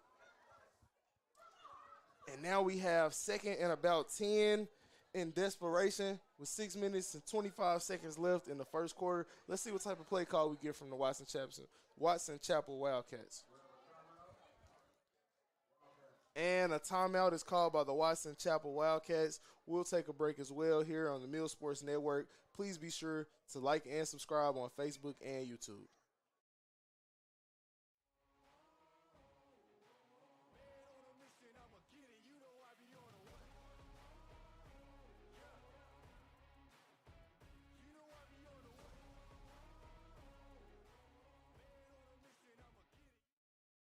And after that short break, we are back on the Mill Sports Network. Thank you guys for holding tight. Let's talk a little bit more about that interception by Jabray for a touchdown. This kid he's done it in every single type of coverage. You see him in cover 1, these guys are in cover 3, but it looks like a lot of it is they can get pressure with their front 4. So when Watson Chapel's decided to throw the ball, it's just who has the better athletes, and right now Mills is winning that. When Watson Chapel was running the ball and keeping control of the clock, it seemed like that entire middle part of the second quarter just disappeared on us. Well, it's because they had 5 first downs and got it down to the other side of the field. And they make up for the lost time with this interception, 4-6, pick 6. That is Jabray's 4th interception of the season. And I'm sure that is somewhere atop the state, as he is a great defender. We also have a couple other people with multiple interceptions on the team, like Miles Castor, number 18. So there's no safe space to hide out here, honestly. And they have double receivers out to the left side, but they do stick with the inside zone. And another play is made by Caleb Sane, number 3 for the Mills Comets. Looks like by the help of Renault Wilkerson as well. RJ, I see you out there. Great play. And he has made a couple tackles as well tonight. Sane might be one of the biggest hitters in short spaces that I've ever seen. He just creates so much power and explosiveness in short areas. His short shuttle's got to be 408. Oh yeah, surely. Yeah. His lateral speed is something to watch, and man, that power! I sure wouldn't want to get hit by him. I'll tell you that much. They go with the double set again. And fake the inside zone left, but he fumbles and gets the ball back and is brought down at about the 28-yard line. That is number 74 on that tackle. Very good play made right there in the middle of that defense. I'm sorry, that's number 24, Renard Wilkerson again. Got his jersey kind of tucked up in there, couldn't see it. RJ with back-to-back big plays, bringing up 4th and 4 for the Watson Chapel Wildcats. 4th and 4. Not sure they want to put that ball in the air again, but we will see here. This is dangerous to go for it here because Mills definitely, for sure, can turn short fields into points. I believe so as well. Delay of game penalty. Let's see if Coach rethinks this decision to go for it on 4th down. Not sure that he will. 4th and 9, and the offense is right back out as they line up in this double set again. Let's see what we have here. They try to draw Mills off sides. He drops back, and it looks like that he's going to kick it deep. He kicks it, but the ball doesn't go anywhere. And the ball picks up maybe a 1st down, maybe for comprehensive wellness. And the Mills Comets will take over right here at the 34-yard line with 4 minutes and 14 seconds left in the second quarter. I'd like to see Coach take a shot right here after a change of possession, a short change of possession at that. With these athletes out here, you got Tyler Johnson, looks like QJ King and Jabray Shaw split out to the left side of the field. Let's see. Inside zone to Daniel Brown. That's never a bad decision. He cuts out left. He makes a spin move, and he is brought down at about the 20-yard line. Positive game, about 15 yards on that carry, which is probably his best of the game. And that is another comprehensive wellness 1st down. And as we get into the red zone, Mills's red zone percentage this season has been really good. They've been able to convert on most of their touchdowns inside of this red zone here. And I don't see them being stopped here. Maybe a turnover, the only way I can think of. And the ball is thrown. He tries to get a back shoulder throw to Anton Pierce. That trip said he split out wide right by himself. The back shoulder throw is unsuccessful, and that is great coverage over there by Watson Chapel's corner. And Ringo lines up here again. Looks like they'll go trips left. He gets the play call from Coach. Daniel Brown back in that backfield. 2nd and 10 from the 20-yard line. And a quick screen to QJ King. QJ breaks down the defender. He stays up, and he is brought down by 3 Wildcats. And that brings up 3rd down and about 3. 3rd and 1, actually. I'm sorry. And we have a score update from our Sylvan Hills and Searcy games. Searcy just had a crazy back shoulder fade themselves where the receiver jumped over both defenders, making that score 14-7 with 2 minutes left in the second quarter. And that is a good one. Inside zone to Daniel Brown to pick up this 3rd and short. And 1st and goal for the Mills Comets. Another comprehensive wellness 1st down. 1st down stops the clock here. We have 3 minutes and 5 seconds left. They go to our favorite, the wishbone set. Derek Murdoch in the backfield. Let's see if he gets the ball. No, he doesn't. He lead blocks for Jabray. Jabray reverses field, and he's going around the right side, and he's knocked out of bounds at about the 1-yard line. Man, how to make a way out of no way. And on about 40 yards of running right there, he picks up a few yards, and it is 2nd and goal from the 1-yard line.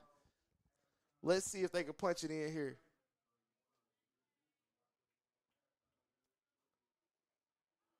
A Ringo quarterback sneak, and he gets in the end zone. That is a rushing touchdown for Achilles Ringo. Big frame, big body, leans forward, gets a push from his lineman. Shout out to that O-line.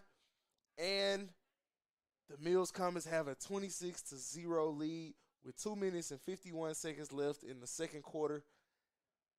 This ball game is getting out of hand, getting out of control. They go back with the same exact set for the 2-point conversion, and let's see if they are successful here. Play fake, and the ball is thrown to the back of the end zone. It looks like that is Charleston Collins on the catch. So we see him everywhere. He's on defense, and now he's out there catching passes for the 2-point conversion. I really like that play, and I like to see that down the line of this season. You don't see that very often from Mills, so it's good to see that they're adding to their playbook from week to week, because as you go up against these higher caliber teams, they're going to watch film. You know, great coaches watch film, and they make adjustments. So when you add little wrinkles like that in, because that's the first time I think we've seen Charleston touch the ball all year, so it's great to see that he got his hands on the ball and got some points on the board. And I did like to see that. I also saw Charleston coaching a powder puff football game yesterday. As I see him down there, he got on his cowboy hat. He's facing off against, I'm sure, some of his old buddies, as he is from Pine Bluff, Arkansas. And that was a great catch on that 2-point conversion. I see you, Coach. Coach Collins. The kick by QJ King. And it is called line drive kick. He's running the ball. He breaks a few tackles. He sheds some defenders. And he is brought down at about the 46-yard line. And that is where the Watson Chapel Wildcats will begin their possession. With 2 minutes and 30 seconds left before we get into our Kill Carpet Ones halftime show, 28-0. They have a 4-touchdown lead, 4-possession lead, and it'll be interesting to see what Watson Chapel tries to do. I'm not sure that they want to give these Comets back the ball before halftime, as they are currently on a roll.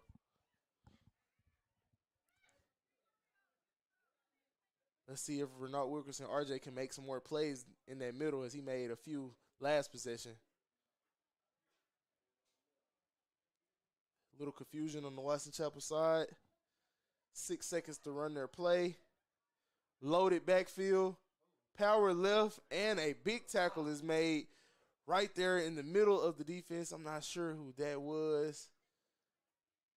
It's pretty crowded in there. It was a really big hit. You know who that was. It was number 3, Mr. Sain. Mr. Sain again, coming from the weak side of that defense to make a play. And, man, can he make a thud. We're just going to call that strong side insane. You know what I'm talking about? Oh, yeah. Insane calling. Yes, sir. Split backs in the backfield. Shotgun, he takes the snap. They run the same exact play, and he is wrapped up in the backfield again. That is Charleston Collins on that tackle, and that makes it 3rd and 11. Charlie is the leading tackler on this football team with about 10 tackles a game. And in the middle of that defense, he is pretty hard to stop, man. We know he's a highly recruited player, about 20 offers so far. They square away again. Power left formation. They run it to the left side of the field, trying to get to the sideline, but he is unsuccessful. And I believe that is Mr. Caleb Sain again, another tackle for loss. I'm not sure what's gotten into that kid, but he does have a fire lit up under him tonight. Not sure who's in the crowd to watch him, but we need them at every game with front row seats and tickets. A timeout is called, I believe, by Coach Lee with 1 minute and 5 seconds left, as he hopes to get the ball back and able to score within this 1 minute and 5 seconds before we reach our Kills Carpet 1 halftime show. 4th and 15, you got to think that Watson Chapel wants to punt the ball here. I love seeing Coach Lee down here with Sain, teaching him how to wrong arm this outside run by the quarterback of the Wildcats. He's telling him, hey, listen, son, you got to get your hand, got to get that hip-to-hip relationship, got to get that wrong shoulder on the opposite side of the offensive player, and you got to keep the contain. Contain is the name of the game. Contain is the name of the game, as we see that demonstration right there by Coach Lee. Coach Lee is a great coach. I love to see Coach Lee. He has great energy about him. The kids really respect him out here. And they actually go for this. A play action. He drops back. He's getting chased by Charleston Collins. He tries to make a run for it around the left side. And it looks like he stepped out of bounds short as defenders were pursuing him. And I do not believe that he picked up this first down here. We see the referees gathering, trying to figure out what's going on. The offense for the Comets are coming out. And looks like he was short of the marker, bringing up 1st and 10 for the Comets. Football, baby. And that is Mills Comets football at the 45-yard line. Listen, the Watson Chapel quarterback did an amazing job. He was running for his life from Charleston there. You know, he was about to eat his lunch, and he did a great job of evading and getting a lot of yards there, but it just wasn't enough. Would I say that was a little bit of a good spot for the Mills football team? Absolutely. But you know what? On this homecoming night, we'll take it. Marquez Brentley is an athlete, quarterback for Watson Chapel, but he has to have had a frustrated night with what's going on so far. And you can see Achilles Ringo putting together the offense. Empty set. And let's see what the play calling is like here. He drops back. He looks. Anton Pierce is wide open down the field. Oh, and the ball is bobbled and incomplete along the right side, as that would have been another comprehensive wellness first down. And that may be the first mistake I've seen here by Jabray Shaw in this entire ball game. Well, you know, it's good to know that he is human. He can make mistakes. He's not the second coming. But Jabray, this kid is awesome. So you know what? He's got to get back to the huddle, get that drop out of his head, catch the ball, get downfield. And Achilles checks to the sideline. Ringo checks to the sideline. He drives back in his empty set again. Gets the ball to QJ King. QJ evades the defender as he always does. He cuts back, and he is clotheslined at about the 46-yard line, 44-yard line. And with that spot, looks like we've got a penalty here. It looked like a horse collar to me. Looks like the ball spotted right around the first down yard marker. Let's see what this laundry on the field is about. And it is a horse collar penalty, giving the Comets extra yardage. And that is for sure another comprehensive wellness first down.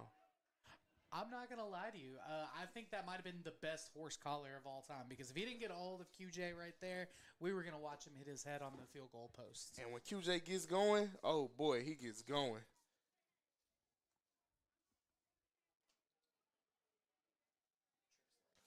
And we have trips left set, another empty set. Let's see if they can pick up another first down or even a cornerstone touchdown.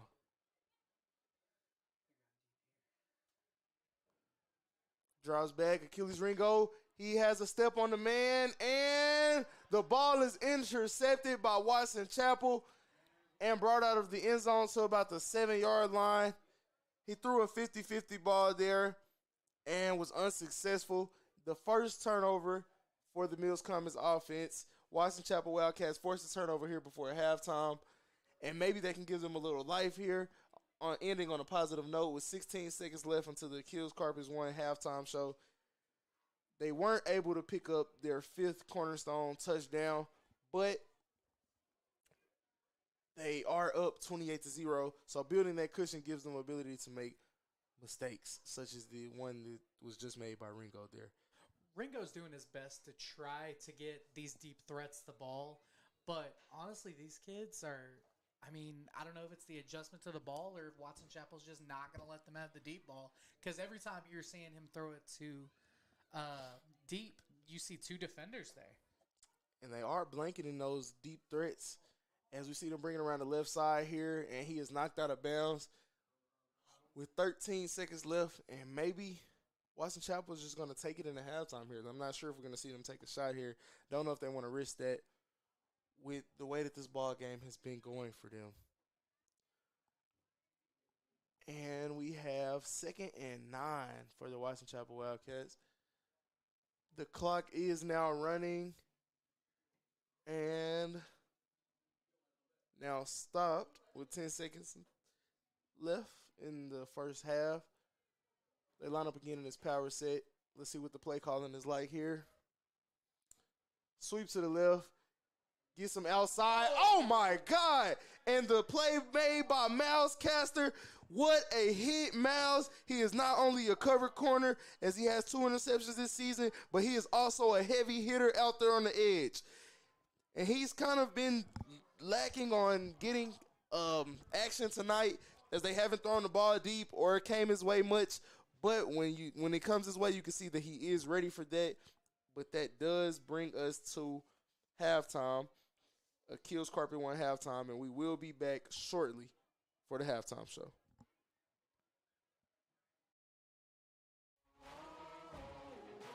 Man on a mission, I'ma get it. You know I be on a what? Yeah. You know I be on a what? Man on a mission, I'ma get it. You know I be on a what? Yeah. It's all hard, ain't no fear here. You ain't giving this to all, you steer clear.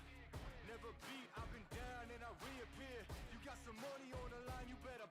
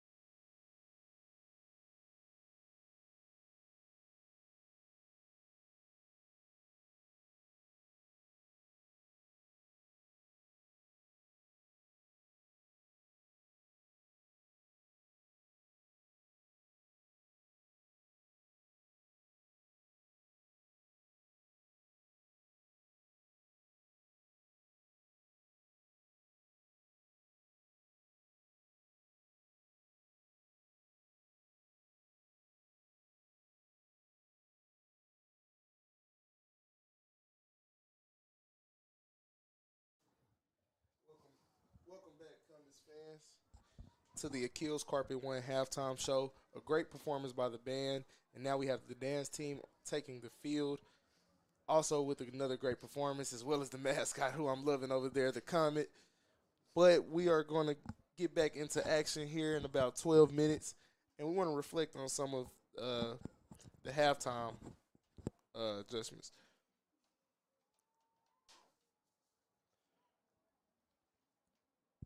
And Sylvan Hill's game is still going on. I believe they are at halftime as well. And we really enjoyed the band's performance tonight. And we're going to recap the first half stats and scores from the only other game that we have going, I believe, is the Sylvan Hills game. And that is 14-7 at halftime, right? 14-7, so that score does hold up. And I believe, what do you think about that game? It's a good game, like I said, a hard-fought battle, looking for their first win. Honestly, Cersei has been led by a great coaching staff for years, and they had quite a few years of like dominance over the last like 5 or 6. So like they're kind of in a little bit of a rebuilding mode. Sylvan Hills is in a tough 5A conference that as we see Mills in as we're getting into conference play. I think it's a great game personally. When you see if you could go back and you'll see on our plays of the week what exactly is going on. You'll see that there's a lot of big plays that are missing. So, like for us, we had 2 dropped bombs there. We had an interception on a back shoulder fade because they know when you get inside the 20-yard line, you're going to try to throw hands on that ball. Most definitely. And that's why, whereas a coach, you have to kind of get a little creative, which is why you see what he did with Charleston there, trying to get the little play action in the back of the end zone. And you'll see more of that. It's a chess match back and forth, but being the only other game tonight, I think that Sylvan Hills, if I'm going to make a bold prediction, I say by the end of the game, Sylvan Hills wins 21-20. 21-20? Yep. I like that prediction. I think it's going to be a little more fireworks in that second half. Players looking to make plays. We know how the seniors feel. We've been seniors before. The old adage is the game does not wait for somebody to make the play. The play is there to be made. Somebody's got to make it. Somebody's got to make the play, and I really like that. Players do make plays, and we've seen a lot of plays made here tonight. Specifically, I don't want to say it, Terry. You say it. I'm tired. Jabray Shaw is a dog, buddy. Like, Charleston, Sane, all of these guys, seniors or not, are showing out tonight for this. Looks like packed Mills crowd. Even the away sideline's about half full. But, like, when you have the opportunity to perform for the last time at home in front of a huge crowd, you have to do something a little special. You have to do something a little different. And these Wildcats are doing everything they can to slow down the clock and try to get some type of offense going. But the Mills Comets are just, as we see the comet going across the galaxy here, but these Mills Comets are just not allowing anything tonight. You know, they're bend but don't break defense. And I think that as we continue on, this game can get a lot worse a lot quicker than it has. I think so as well. And I don't think the coach was satisfied with the way that they handled last week, specifically in that first half. They did show adversity and fight back in that second half. They fought adversity. But it wasn't the best performance. It's not what you really want to see from all-state caliber, all of the all-state caliber players that they have on the defensive side of the ball. And I did see Renard Wilkerson. He is having a better game tonight. He's having a great game, actually. Has a few tackles for loss, other few tackles down the field. He's pursuing to the ball, RJ. And he's done a great job. I think he came over from Mills, is a transfer from over there. And he's been a great run stopper in that middle. Caleb Sane has been a stud, as he always is. But, man, he's flying, sideline to sideline play, keeping contained as Coach Lee was over there coaching to him. When he made the tackle for loss, he still was in his ear letting him know that you shouldn't be pressing it from the inside. You should be stuffing it back from the outside in. And that's a sign of just a really great coach is even when you're winning, you're still trying to get better. You're still trying to prepare these young men for what they're going to do after life of football, after high school, because this may be their last homecoming in high school, but who knows how many more homecomings they may see in the future. The one thing I would like to touch on is 2 penalties. That's it. One in the first, one in the second. This is probably the cleanest game of football that we've seen Mills have this year, and this is the recipe for a 28-0 game. You give your defense those short fields, those not short fields. You give your defense the ability to attack and pin their ears back like the Mills defense wants to do. Give your defensive backs an opportunity to tee off on these receivers. It's going to be really, really tough to stop a Mills defense that's disciplined like this. Mills discipline defense is probably one of the top defenses in the state, honestly. We've talked about their ability to create turnovers, 2 interceptions, 1 fumble recovery. It's honestly just been a defensive showdown, and this is the type of game that I love to see from those Mills Comets. We have Jabray that had the pick 6 late in the second quarter before going into the half. Everything has just been clicking for that defense there, honestly. And even when, like you said, bend but don't break. So even when the Wildcats were able to put together that drive, it didn't result in points. All right, so give me a prediction for the rest of this game. What do you think Coach Lee does coming out here after halftime? What's the game plan offensively? What's the game plan defensively? I don't see him taking his foot off of the gas, especially not here in this third quarter that we will be entering in about 5 minutes. I don't see him taking the foot off the gas. I think he wants to see Achilles Ringo be a little better, stand stronger in that pocket. He has made some great plays. Don't get me wrong. They went to a lot of the quick screens there in the first half, and those resulted in very big plays for the offense. A few to QJ and a few to Jabray as well. I've got 2 words for you. Wishbone. These guys are going to come out here, and they're going to enforce their will on these Watson Chapel Wildcats tonight. They've done it through the air. They've gone to the wishbone a little bit. But this is Daniel Brown's time to shine. He's a senior tonight. He's gotten them key first downs when they've needed it. And now, in this third quarter, I think that's his time to shine. I can see that happening, as well as Derek Murdoch, who we know can get going on the ground as well. But Daniel Brown, he did have that first – I forgot about the first play of the game, Daniel Brown, with the kick return. So he came out and he set the tone early for the Mills Comets. I have to say that he was the tone setter, as Tyler Johnson was last week.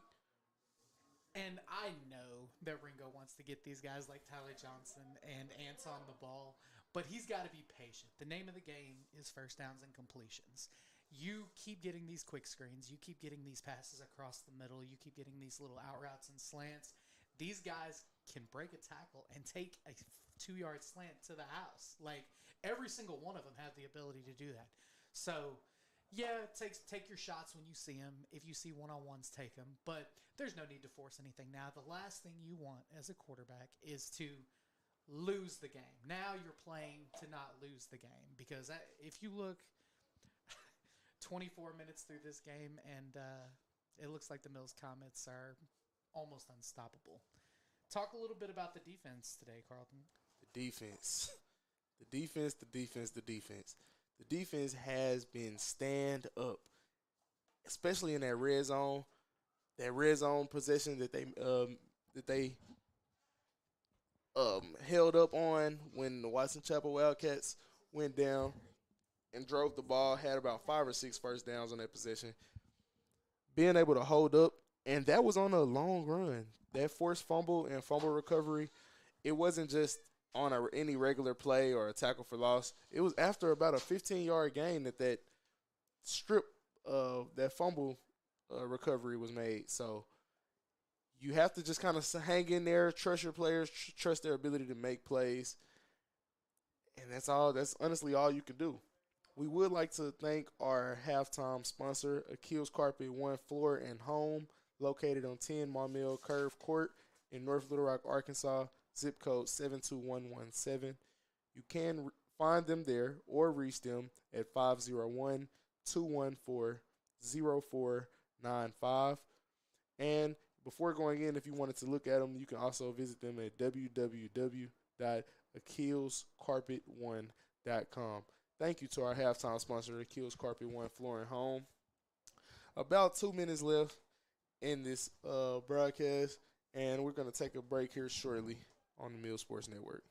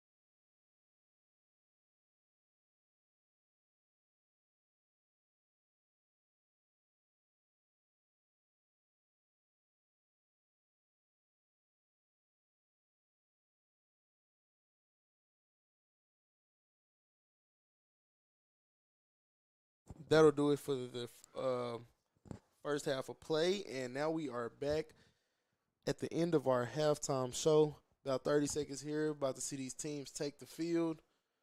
Mills comments come out. I do not see the Watson Chapel Wildcats just yet, but I would hate to be in that locker room right now. I really would. I'm sure that coach has an earful for those guys. And I honestly, with Coach Moody over there, I'll give it a year or two before Watson Chapel could turn this program into a winning football program. He comes from a winning culture from McClellan. As they went to a lot of state championships, faced off against PA. They weren't able to win one, but with just being able to come back with PA, I'm sure that was big for him. I'm sure that he gained some character there. And like I said, he instills it in his kids. He instills it a lot in these kids, and you can see it in their play. They won't back down. They won't give up. And now they walk out here, and I believe they will be receiving the second half kickoff. The Watson Chapel sideline looks determined. They kind of all walking in unison. They kind of look a little tight, maybe. They've got about 2 minutes to get loosened up. Maybe that walk down here from the visitors' locker room got them nice and loosened up. As we see Mills over here kind of just working out, kind of moving around. Let's see if we can keep the focus of this game as Mills. We just kind of keep the pressure. And like you said, keep their foot on the gas. And I would think that Watson Chapel will begin to put the ball in the air this half. But we will see.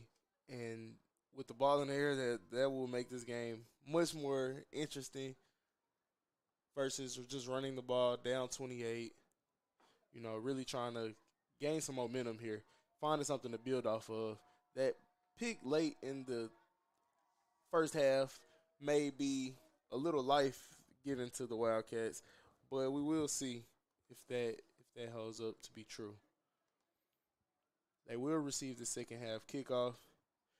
We have number 1 and number 22 who can make a play at any time, Marquez Brindley and Amarion Hunter. We know that they are explosive and big players, but they just can't seem to get away from these Mills Cummins defenders.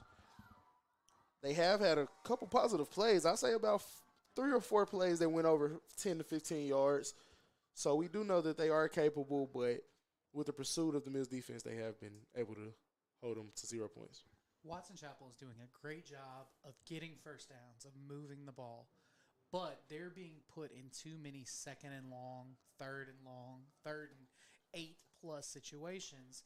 Your percentage of completing those conversions is a lot lower. I agree with you. It's much lower, especially I know they had a few penalties as well. They are winning the penalty count. Not that many, but maybe 5 or 6 penalties that they've had in that first half.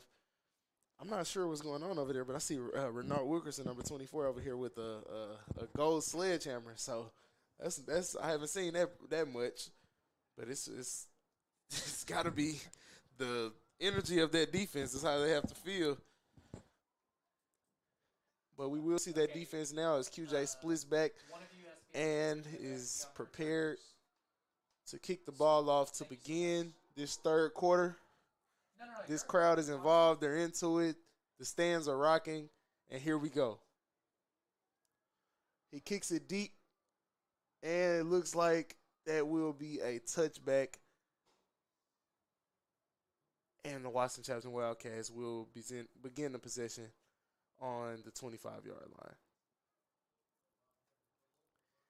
Like I said, I like to see if they will put the ball in the air here early, try to catch them off guard, or if they just stick to their run and believe and trust in it, believe in what was working, the one possession. Not sure if they saw something that they liked, but they were able to run the ball. A few counters, a few sweeps, a few bootleg rollouts.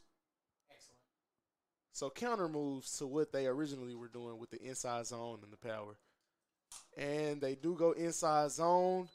He is wrapped up in the backfield. And he is brought down by 2 Comets. That is Charlie Collins and Renard Wilkerson back at it again. Those two have combined on a few of these tackles, especially the tackles for loss. It looks like he gets back to the line of scrimmage, making it 2nd and 10. And Charlie said you may not let him keep up his 2 sacks a game record here, but he's definitely going to get those 10 tackles this game. Oh, most definitely, if not already. And another inside zone. He breaks tackles. He breaks a few more, and he is brought down out of bounds right at about the 31-yard line. And I believe that is another comprehensive wellness first down.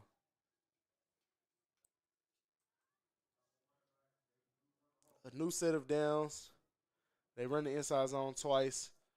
So they are sticking to their original game plan. Let's see how it goes.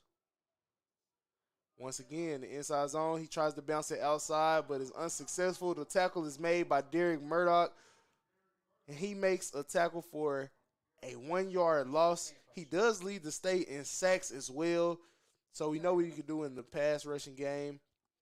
But there he is right there on the run stop.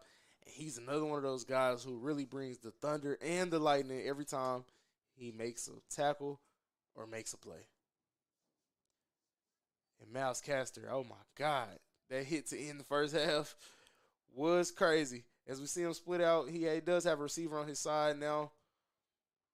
Doubles to the left, another inside zone, and he looks like he tries to break away. And speaking of Mal Castor, there he is there chasing down the defender, the running back. And that is a great way to track down that runner as he got rolling. And who knows how far he would have gone if Miles Castor wasn't there to make that play. Carlton, those are the types of plays that Watson Chapel needs to continue staying in this game. Most definitely. I'm not sure how well it is for the tempo, but it is good for the momentum at least. Another inside zone to the left side. And another tackle. Caleb Sane and Renard Wilkerson combined on that tackle. RJ is all over the field tonight. He has been making a lot of plays. I'm not sure what has motivated him and got into him tonight. Maybe this homecoming crowd, packed out homecoming crowd, but he is balling. Balling for sure. They come back to the same set, doubles to the left. Another inside zone, and he is tripped up by Charlie Collins. And Derek Murdoch makes the tackle.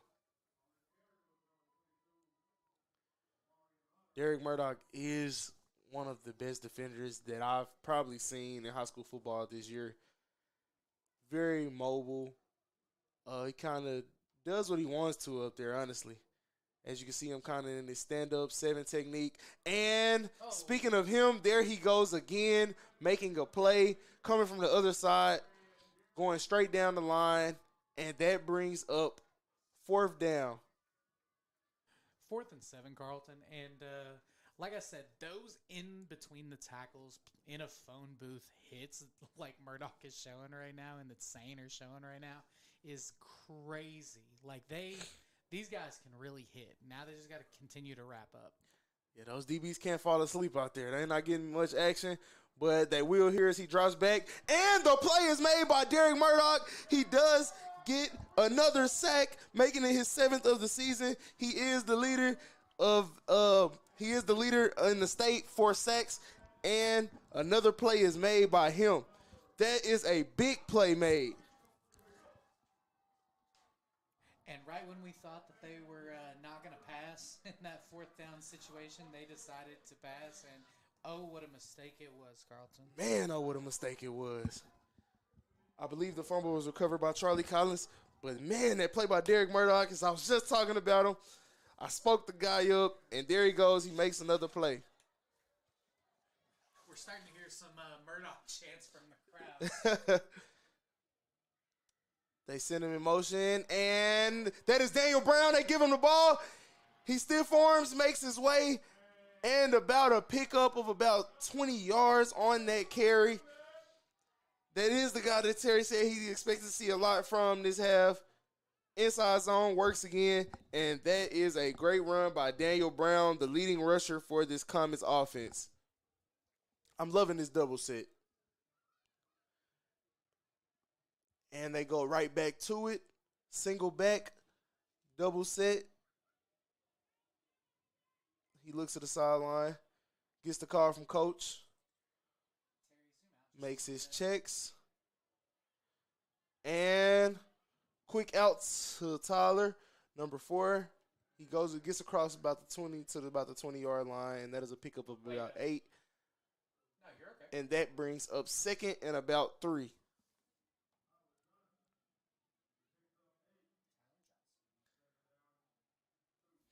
Tyler Johnson, we know what he can do, making those plays out in space like that. And now they go to reliable. Trips right. Single back in the backfield. Ringo communicates with his receivers on that right side. Let's see what we get here.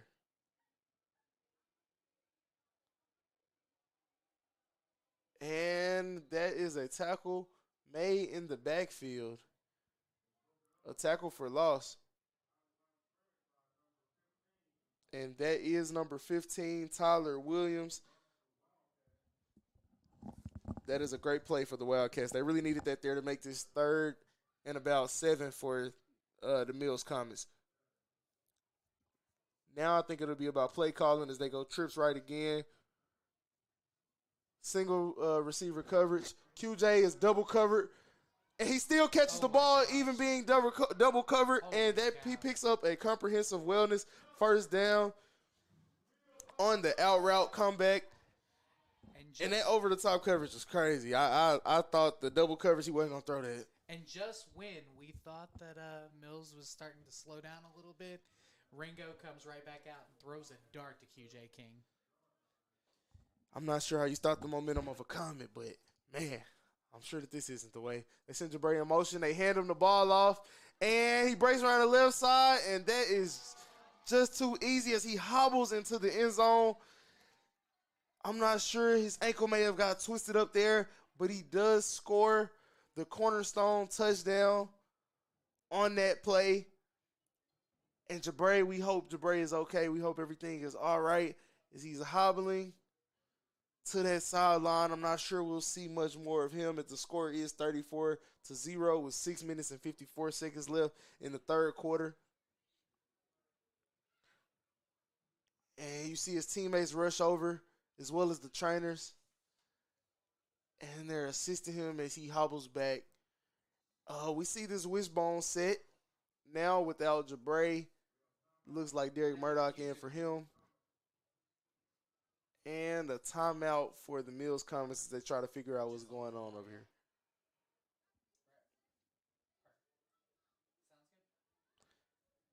And we'll take a short break, and we will be back on the Mills Sports Network.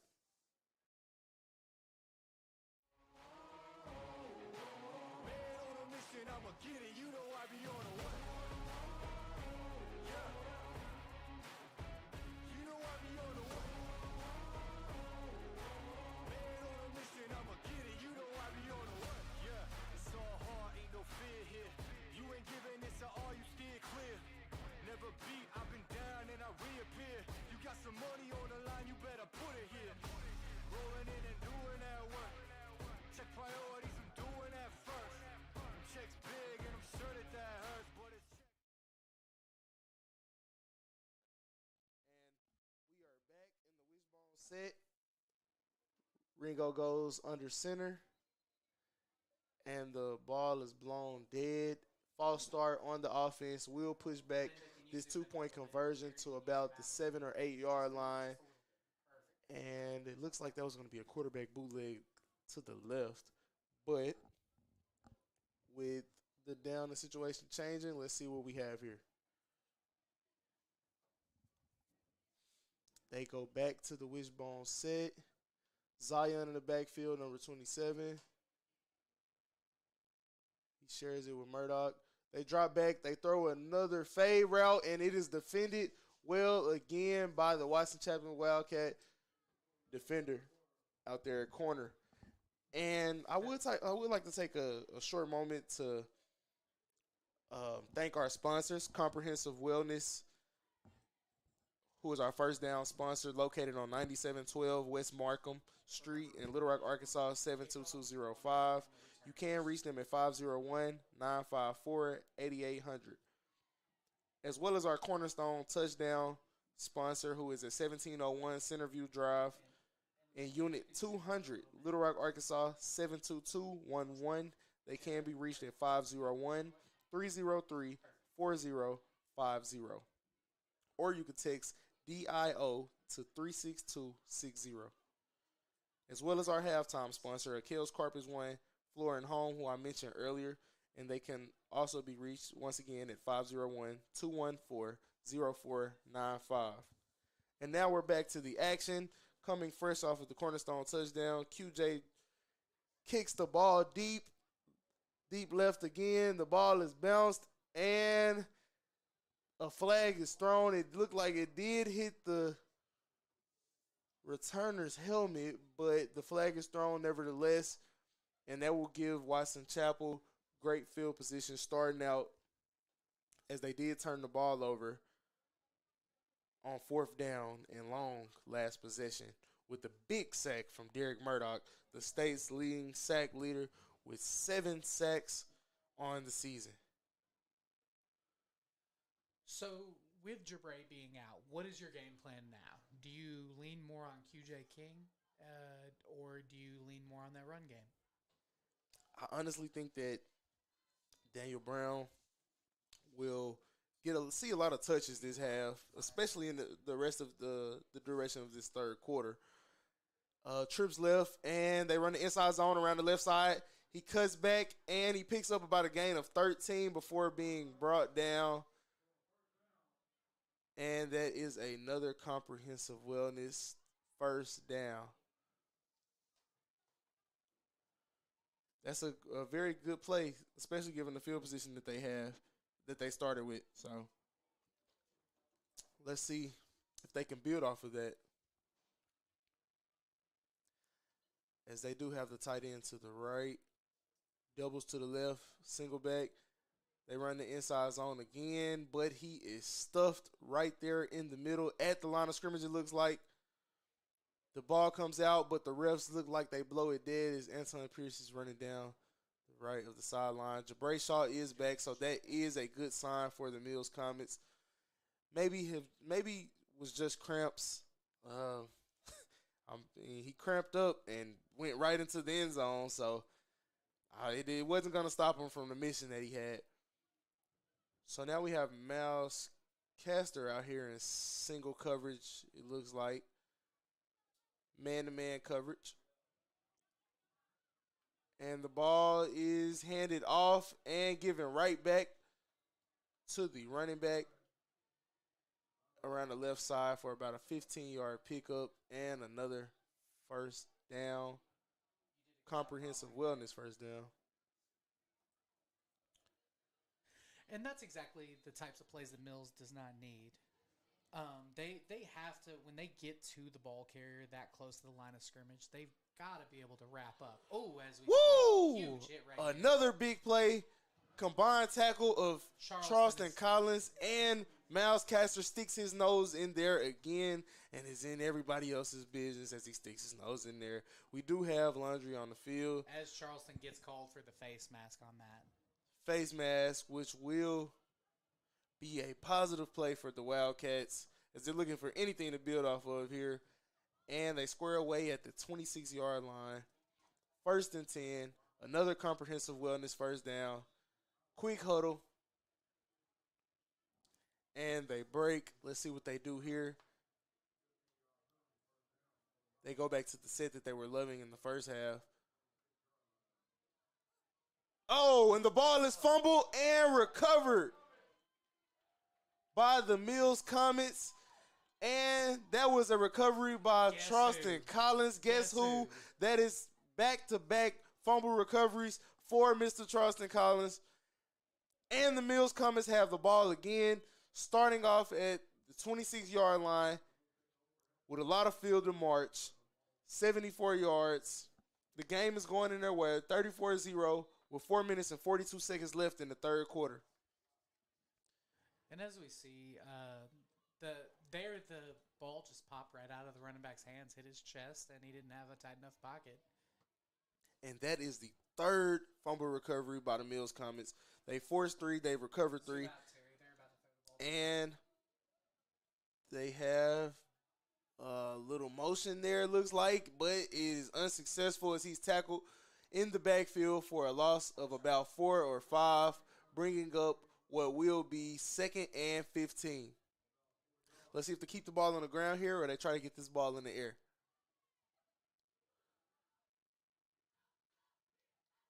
And Achilles Ringo gets the play call from coach. They're taking from the right hash. Looks like we have doubles. QJ King out here on the left side by himself. Safety is aware of it. He drops back. They're almost playing a 3-safety set here. Inside zone to Daniel Brown. Another negative play for the Mills Comets. And he loses about 3 or 4 there as well. Let's see if Coach Lee decides to put this ball here in the air. As they do go back to their regular formation. QJ split out wide left. Anton Pierce split to the right by himself. And let's see if the Watson Chapel Wildcats can hold up. Late snap by the center, and that will be a false start, pushing them back even further, making it 3rd and about 22. Excuse me. And now, with their backs up against the ropes, even with this 34-point cushion, you don't want to give this Watson Chapel team any life with 3 minutes left in the third quarter. Let's see what the Comets can draw up here. They go empty set. All of the athletes are out on the field. They get Anton Pierce out here in a one-on-one situation. I'm not sure if the Watson Chapel Wildcats are aware of what's going on. The ball is snapped. Late again. Ringo drops back. Gets the ball out, and QJ King catches the ball and picks up about a gain of about 6, but that still will bring up 4th and about 14 or 15. So I think Coach Lee will punt this away here as his back's against the wall.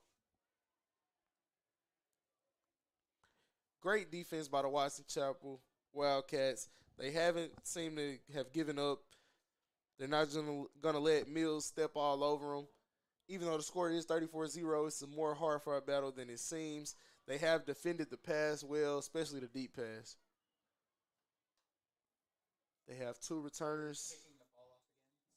Split back. And it looks like we have a timeout on the field by the Mills Comets, their second of the half. 1 minute and 49 seconds left in the third quarter. We'll take a short break and be back shortly on the Mills Sports Network.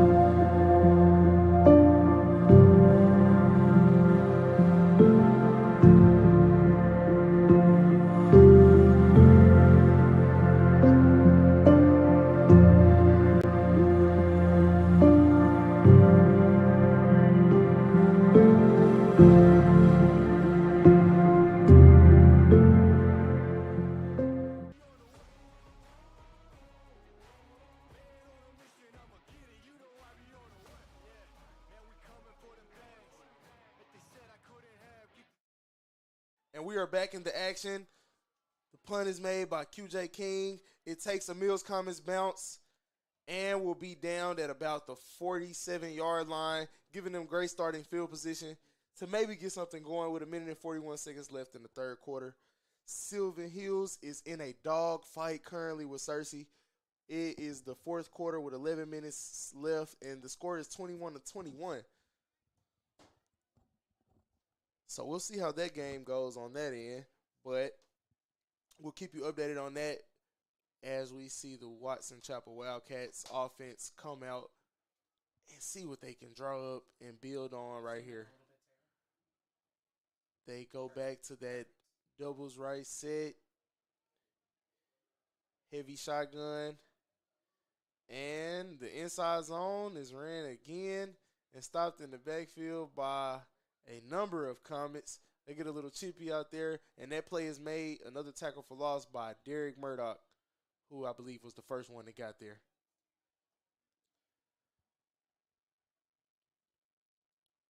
Man, such a scare seeing Jabray go down right there on that touchdown, but he is back out there in live action. And on the Robinson Sports Network, you can catch them facing off against Morrilton. The score is 49-14. And they have a commanding lead over the 3-0 Morrilton High School football team. So that'll be very interesting to see where the rankings go after they beat them like that. They fake the screen, and they pass the ball to number 2, and he gets into the end zone. That is Daniel Nelson, senior, and he makes a big play, a play action, fake screen, right up the seam, and with 42 seconds left, the Watson Chapel Wildcats find their way onto the board. They caught the Mills Comets defense sleeping right there, and the score is now 34-6. Man, that was a great play call. I can't be mad at that one. Man, and with less than a minute left in the third quarter, we'll see if they go for a 2-point conversion here. Looks like they will. They're rushing the player off the field. Going back to this heavy shotgun set with the fullback. And Marquez Brentley takes it into the end zone for the 2-point conversion. And the score is 34-8 now. So that Comets defense does not complete the shutout, but they have played up to par. I see their defensive coach really getting into them right now. And it all comes with those penalties. Whenever you got backed up by a couple penalties and negative plays down here, you had to punt, give them a short field. Those broken tackles and broken plays can be, you got the speed to catch up, but when you're halfway down the field already, it's an easy touchdown. I agree. We'll see if this offense can put together a good drive, as the Watson Chapel Wildcats did hold up pretty well last possession. A few negative plays, forcing the offense, as well as a few penalties, forcing them into third and fourth and long situations where they had no choice but to punt the ball back off. And now we have Daniel Brown and QJ King split out deep for the return. Looks like they're favoring their right side. Hands team is ready for the onside kick. Late substitutions on the Watson Chapel side of the ball. Let's see what we get here. Onside kick maybe. No, he squibs it deep.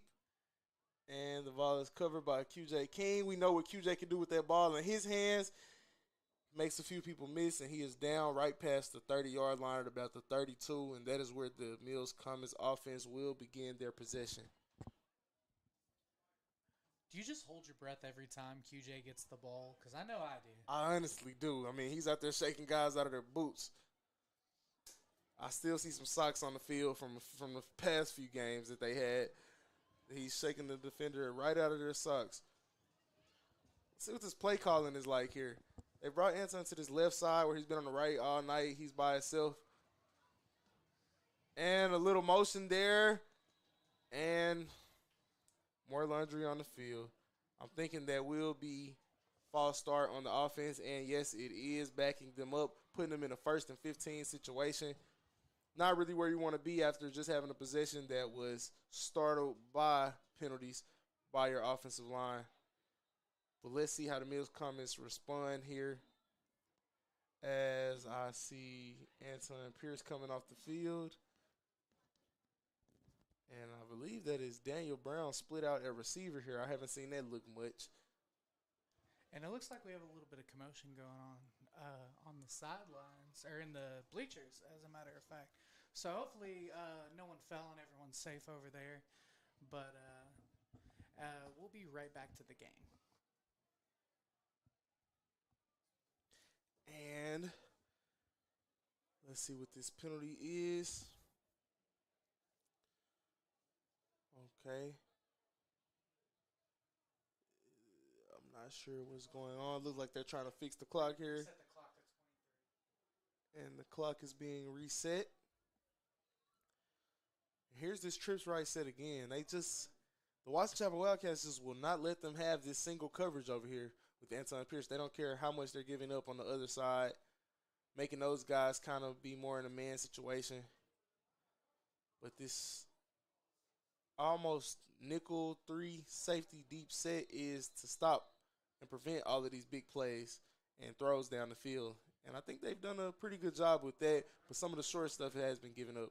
Daniel Brown breaks through the middle on the inside zone, and the defender trips him up, preventing what could have been a long play. And that is a tackle by number 20, Christian Frierson. A great tackle, and I think that is what Watson Chapel needed. The long yardage allowed them to be able to come back and not give up that first down. And second down at about 7. And now we will be going to the fourth quarter of this ball game. That was the last play of the third quarter. And we will be back in about 30 seconds.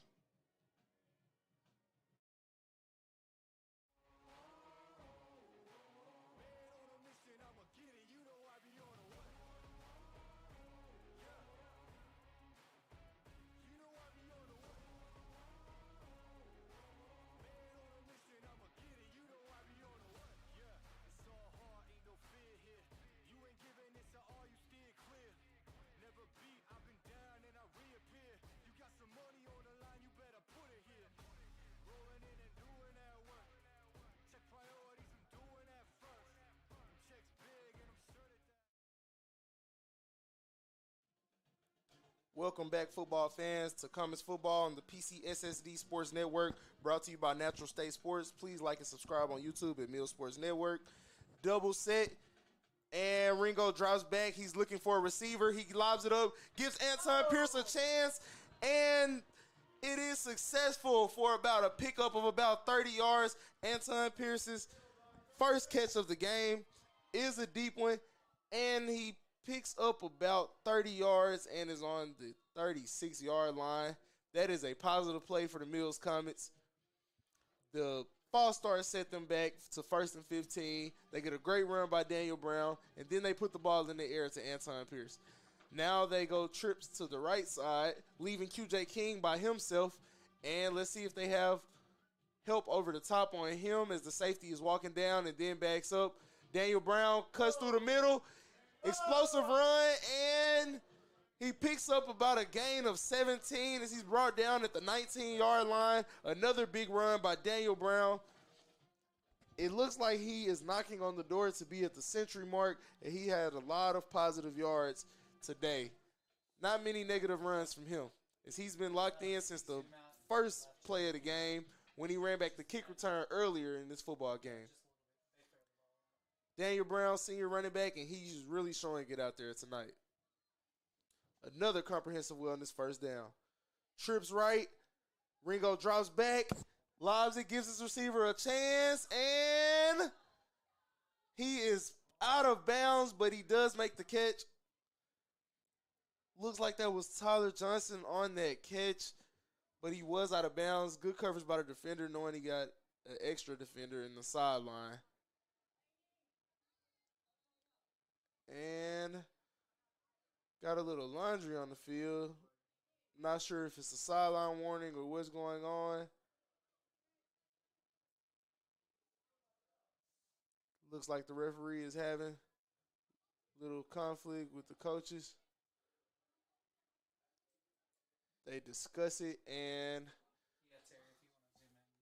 it looks like the Mills Comets are trying to get the play call here. This loud crowd. Few substitutions on the Watson Chapel Wildcats side.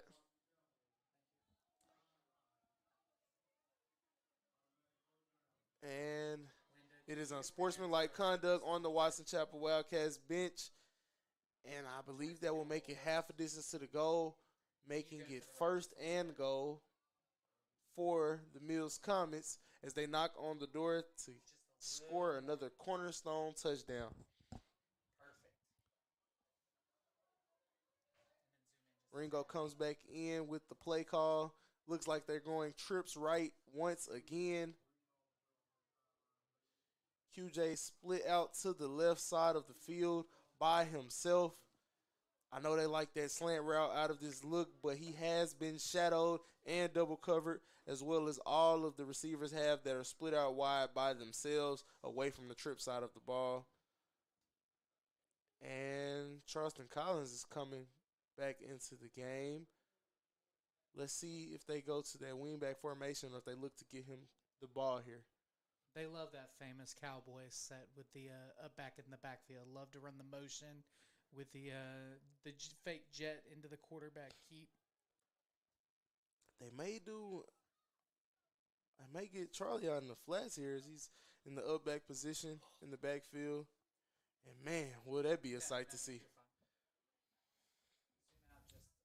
QJ still split out left by himself.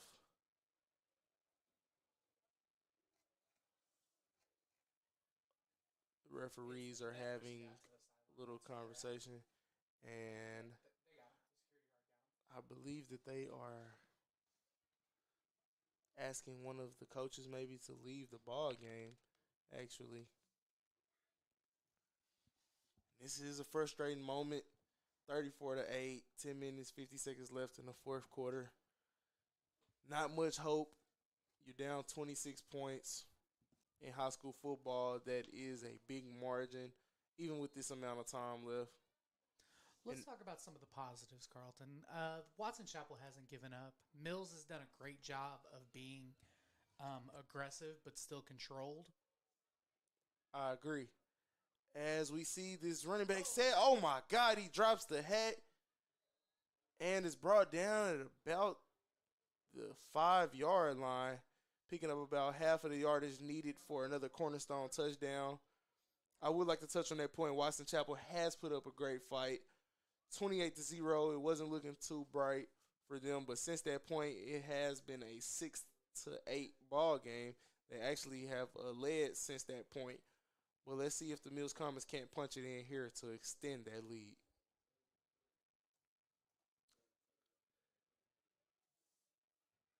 And Charleston Collins is still in there. They hand the ball off to the left side of the field. He keeps his feet moving, and he gets down to about, looks like, the 3-yard line. So they're knocking on that door here. It'll be very surprising if they don't go into that big set that they like to go to, that jumbo package. It was a big block by number 51 there, but they did a great job of Watson Chapel rallying to the ball and getting multiple tacklers onto the ball carrier. And they are swarm tacklers. And Ringo gets under the center at the last minute, and he has his second rushing touchdown of the game on the quarterback sneak.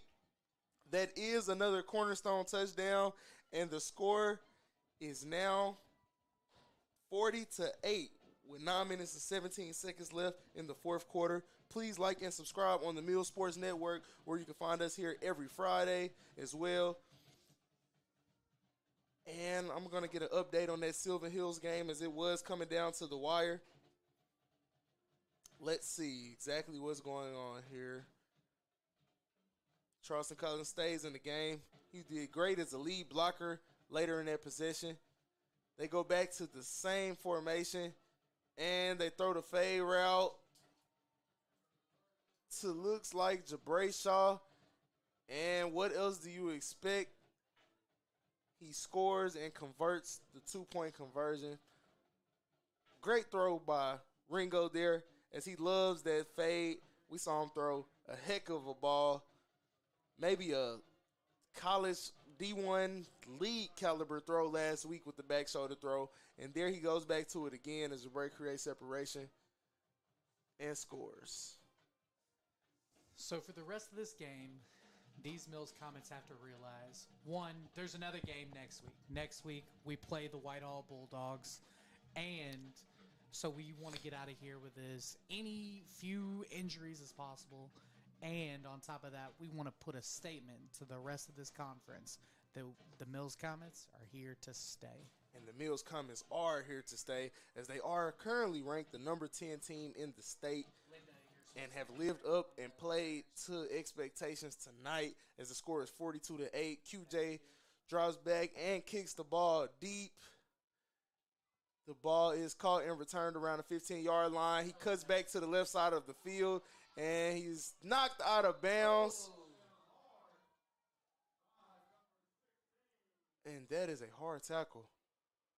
That is a big hit. They really do know how to wrap up and thud on these Mills Comets team. So my question to you, Carlton, is what is the number one rule when you're on kickoff?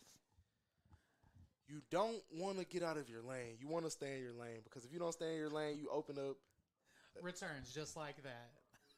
Because we had the fifth defender on the outside over here on the right, chase to the inside, try to get around a defender, and lost his lane integrity. He definitely lost his lane there. Lost contain, and the returner was able to cut back, getting them to the 41-yard line. They hand the ball off to the right, inside zone. He tries to bounce it outside, and he finds a lane, but not for much. Gets back to maybe the line of scrimmage or a gain of 1, it looks like. And I won't be surprised if they let Marquez Brentley throw this ball down the field here. He is capable of making the throws, but with the help over top, the help of Jabray, who has 2 interceptions this game, you have the outside coverage being stuck by Jalen Ento and Anton Pierce.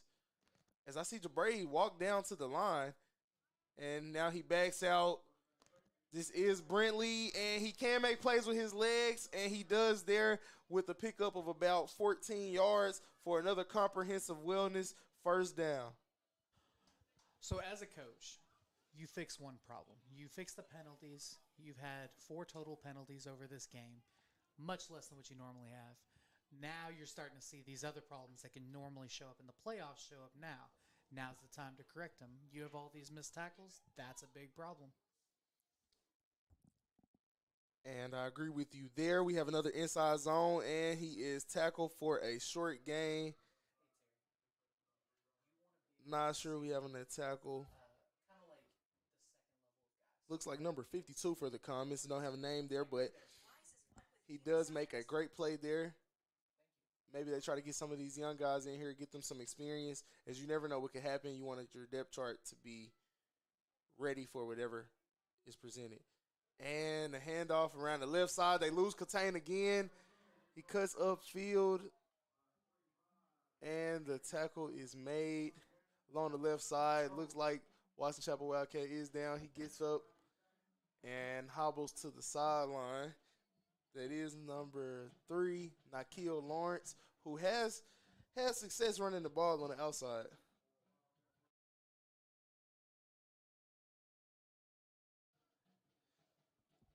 Scary play there as the big hit is made. And let's see what Marquez Brentley can put together here. And another quarterback option. He makes a move on Jabray and fights for what looks to be another comprehensive wellness first down. They've had success with their read option. A lot of the inside zone that they've been given, I think, is making some of the Mills Comets defenders lose Catane. And another inside zone here as they are being honest and moving the ball. And his forward progress is stopped at about the 14 or 15-yard line, which now gives them the first down that they were short on from the last play. And that will be 1st and 10 from the 15-yard line for those Watson Chapel Wildcats. Same formation, same set. I'm thinking same play. And it is. But he is grappled in the backfield by Caleb Sane and finished off by Charlie Collins. That is not a sandwich I think I would like to be in the middle of right there. Sounds like a knuckle sandwich to me, Carlton. Oh, yeah. Knuckle sandwich for sure. As number 10 and 3 combined on the tackle, they have led this defense, and they are the leading tacklers on this defense, along with Derek Murdoch, who leads the tackle in sacks, as I've mentioned earlier. We haven't seen much passing, so he hasn't had many sacks, but he did have that one big sack that forced the fumble. It feels like Carlton and Sane have about 45 tackles tonight, honestly. Honestly, it really does. And if you have Renaud Wilkerson in there, you might have every tackle that's been made out there today. Same set, same formation. Oh, and they throw the slant route. Brentley, who is capable of throwing the ball as well. A little RPO action right there. And he gets it into the end zone. Brentley with a great throw right there. As you can see, Zion kind of got hit late, number 27 for the Comets. He's not happy about that. But nevertheless, the Watson Chapel Wildcats were able to punch the ball in, showing a lot of fight, a lot of character here. And the score is now 42-14 with 4 minutes and 56 seconds left in the fourth quarter. And honestly, Carlton, it looked like that was almost an interception. Truly, honestly, it looks like the DB, I believe it was Jabray. I believe so as well. Went for the pick instead of the tackle.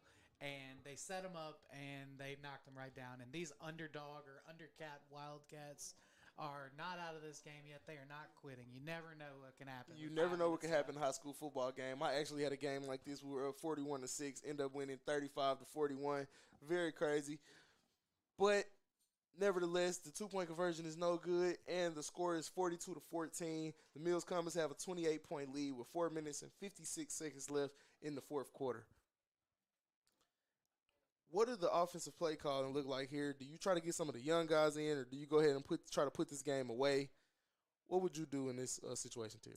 So you get a couple of the guys in, like maybe a couple. Like you don't want to throw off the overall balance of your team. You want to keep everything the same. You want to be able to call the same offense because you never know. These guys may have to go in the game because somebody catches a cramp or catches the swine flu or something. But, I mean, so having guys ready is always good, but you don't want to water down your offense or defense by putting a bunch of freshmen in when you are still in the game here. I agree.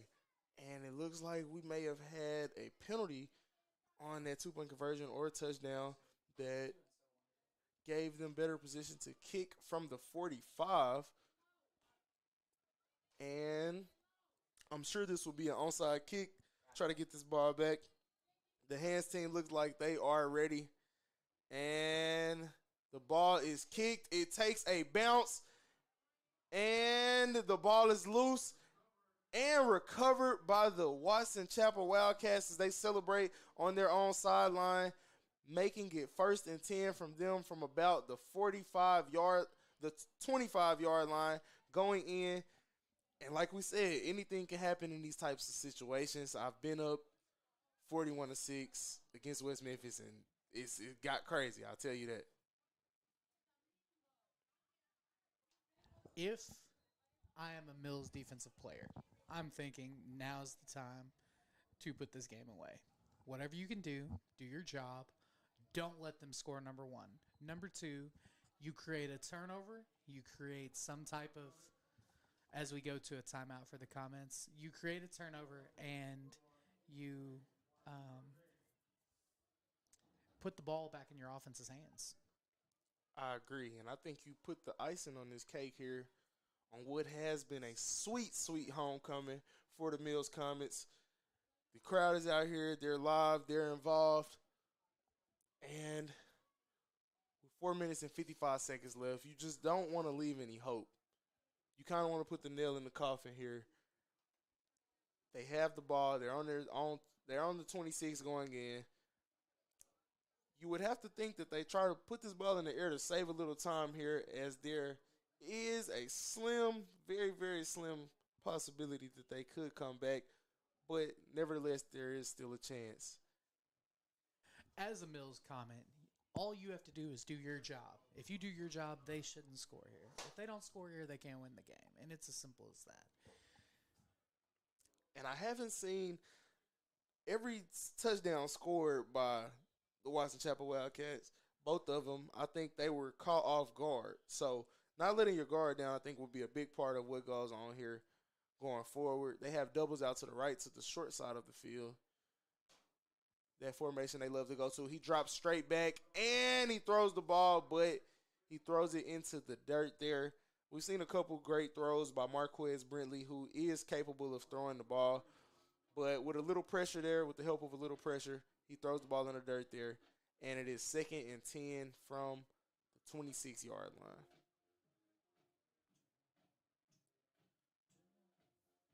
This band is really getting going here. And this should bring the Mills Comets home. They save a little time there, only 4 seconds used on that play. I'm sure they'll put the ball back in the air right here. They have single coverage down here at the bottom of the screen, and he gives Miles Castor a move, but they do run the ball, and he picks up about 7 to 8 yards, making it 3rd and 2. And this is where the big play is made for the offense or for the defense. They go to the hurry-up offense here. They run the same play and inside zone.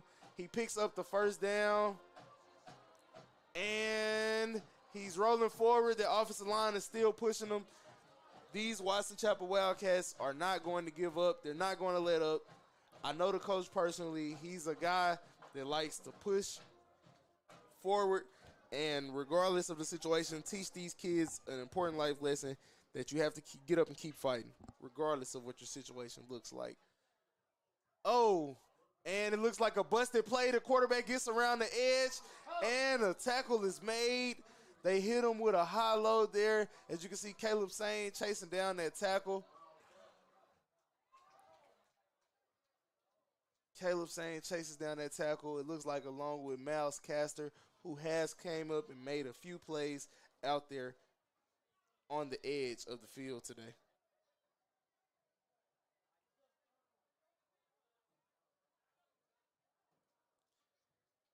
And they are pressing to get to the end zone. It is 2nd and goal from about the 6-yard line. Let's see what the play calling gets like here. I'm sure it like this inside zone. 3 minutes and 14 seconds left. And a timeout is taken by the Watson Chapel Wildcats. Let's see if the Mills Comets adjust here. A little bit of an update. Joe T. Robinson beat Morrilton 56-14.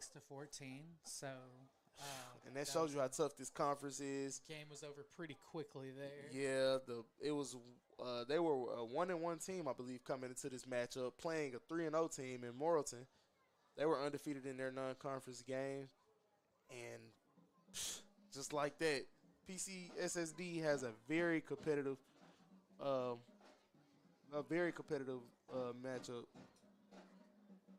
every week they play. And now we have the score is 34-28 out at Sylvan Hills. Sylvan Hills does trail by 6 points. It looks like about 23 seconds left. Cersei has the ball. It looks like they're going to just put this game away. And now we are back to the action here on the 6-yard line. Let's see who can come up with a big play. This offense loads up the box, bring those receivers in, get some of those big guys in there. And he fakes the handoff and quarterback power up the middle. Sort of a read option there. He picks up about 2 yards, making it 3rd and goal from the 4-yard line. 3rd down. You're down 28 points.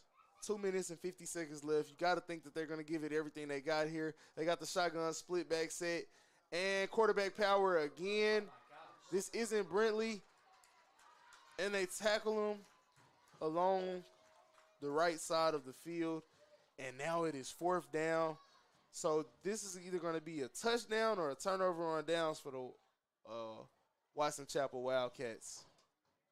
And, you know, Watson Chapel's giving it their all tonight. They are putting it all out there. As we see, their quarterback is off on the sidelines. I think he had a little bit of a ankle twist there. I think we see another timeout here. I think so as well. And look at the fight on that kid, number 1, Brentley. I can't talk enough about him tonight. Marquez Brentley has done everything that he can to keep fighting. He's gotten up. As you can see, he's hobbled up here. And instead of quitting and giving up on his team, he's trying to get back in there with 2 minutes and 21 seconds left. You can't help but to respect the kid for that. It all looks like but for not for Mills. As we go towards midway point of the season, we're a couple of weeks out, being 5 games through the season. The second half of the season looks pretty tough for the Comets. We go to Whitehall next week, and then we'll have Maumelle at home, Pine Bluff High at home, Robinson at home, and then we will go to Morrilton and Valonia, 2 long road trips. And with that type of schedule to end, you see everything, every game anyone can win. And that's just kind of how this 5A is going to be this year. And that 3-game stretch with Maumelle, Pine Bluff, and then Robinson, I think will be the 3 toughest weeks. They do get a break in between Pine Bluff and Robinson on their bye week on October the 14th. Now we have the big 4th and goal here. Shotgun set, split backs, and they run a confusing formation there. They go cross buck, and it is unsuccessful right there as he is tackled after a gain of about 1, and it is 1st down and 10 from the 4-yard line for those Mills Comets.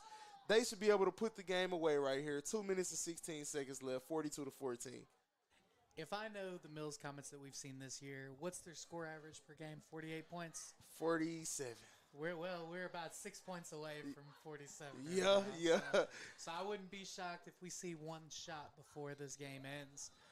Hopefully, we just get this game out of here and over with, and we just carry on for Whitehall next week. I won't sleep on the one-on-one coverage up top, but they do hand the ball off.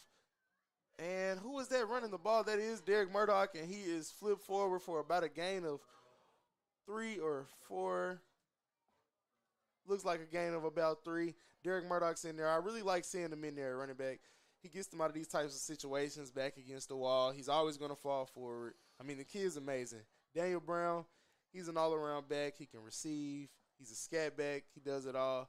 But Derek Murdoch really is the beef of the combination of the two. And let's see what these Wildcats decide to do. See if they bring a little pressure against these Mills Comets. And that is a knee taking by Achilles Ringo, as it looks like Coach will be trying to get this team out of here with the victory, 28-point victory. So they don't exactly hit the season average for the points tonight, but they do flirt with it with 42 points tonight. Big plays from the offense, big plays from the defense, big plays from special teams. I think all three aspects of the game actually scored tonight. I know we have the pick six. We have the kick return to start the game from the jump by Daniel Brown, pick six by Jabray Shaw, and offense, of course, fireworks as always. 6 penalties is all we had tonight, and that is a key. It's not perfect. We're not quite there yet, but as we see a little scrum on the ground here, it's not quite perfect, but it was a much cleaner game than we've seen this year, and we're really proud of the Mills Comets on this homecoming night. As the Comets get ready to line up and shake hands with the Watson Chapel Wildcats, this has been a great game, and that'll do it for this ball game. Please stay tuned for our post-game show when we will announce our player of the game. Natural State Sports, Mills Sports Network. I am Carlton Schutz. Subscribe, like, comment. We love to hear feedback from you guys, and we will be back shortly for the post-game show.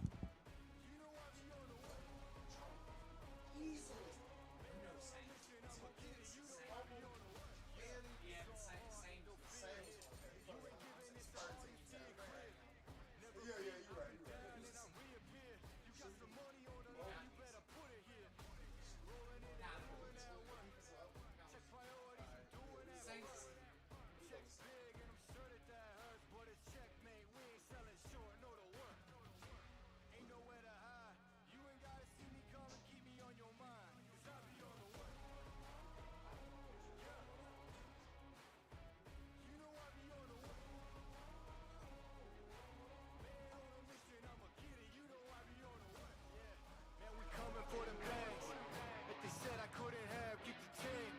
I got a vision for the things you ain't believe. And here's the motto, hard work is over everything. It's that comeback. I'm calling plays, hit the pass, then the run back. Yeah, I'm far ahead and gotta run last. But we ain't letting up, we never done that. Ain't nowhere to hide. You ain't gotta see me come and keep me on your mind. Cause I be on the way.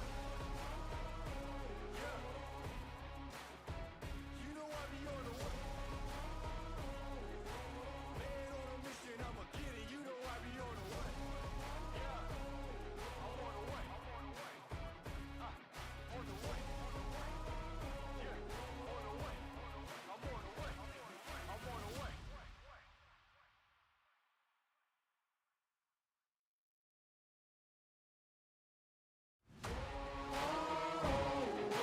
Man on a mission, I'ma get it. You know I be on the way.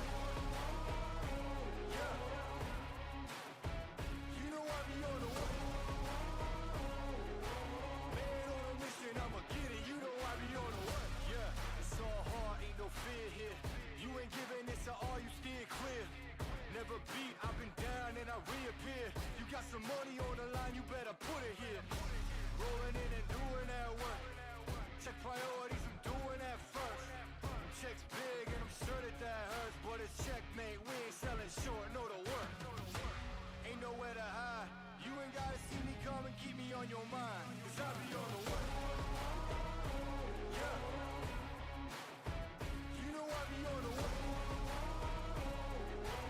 Man on a mission, I'ma get it, you know I be on the way. Yeah, man we coming for them bags that they said I couldn't have, get the team. I got a vision for the things you ain't believe. And here's the motto, hard work is over everything. It's that comeback. I'm calling plays, hit the pass, then the run back. Yeah, I'm far ahead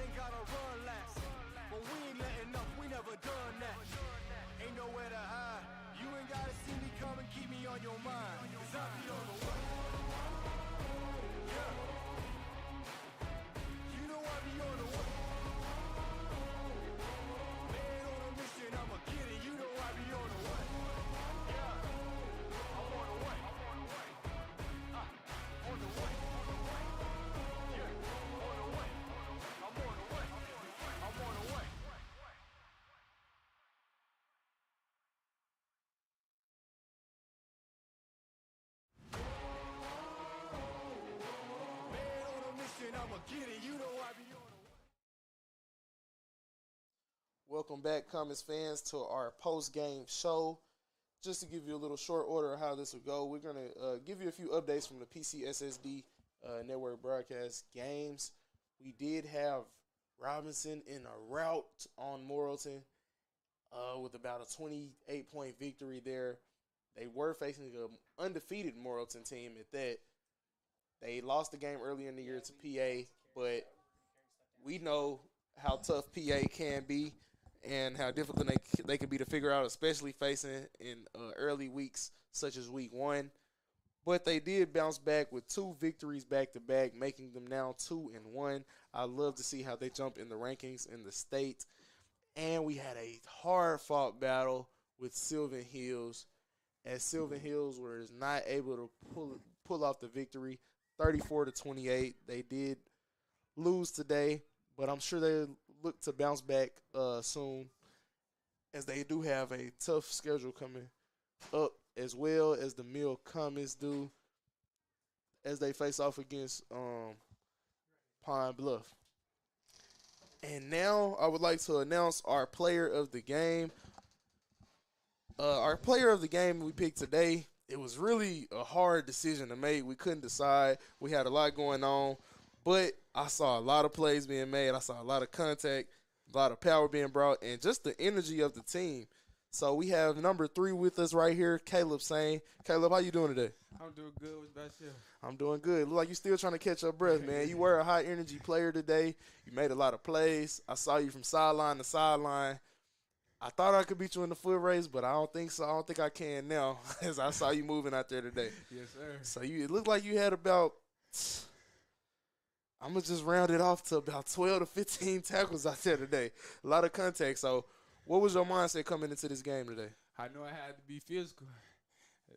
They wanted our head, so I had to take theirs off first. And I saw you and Charlie out there. Y'all made a sandwich on somebody, and that is not a sandwich I look like I would want to be eating.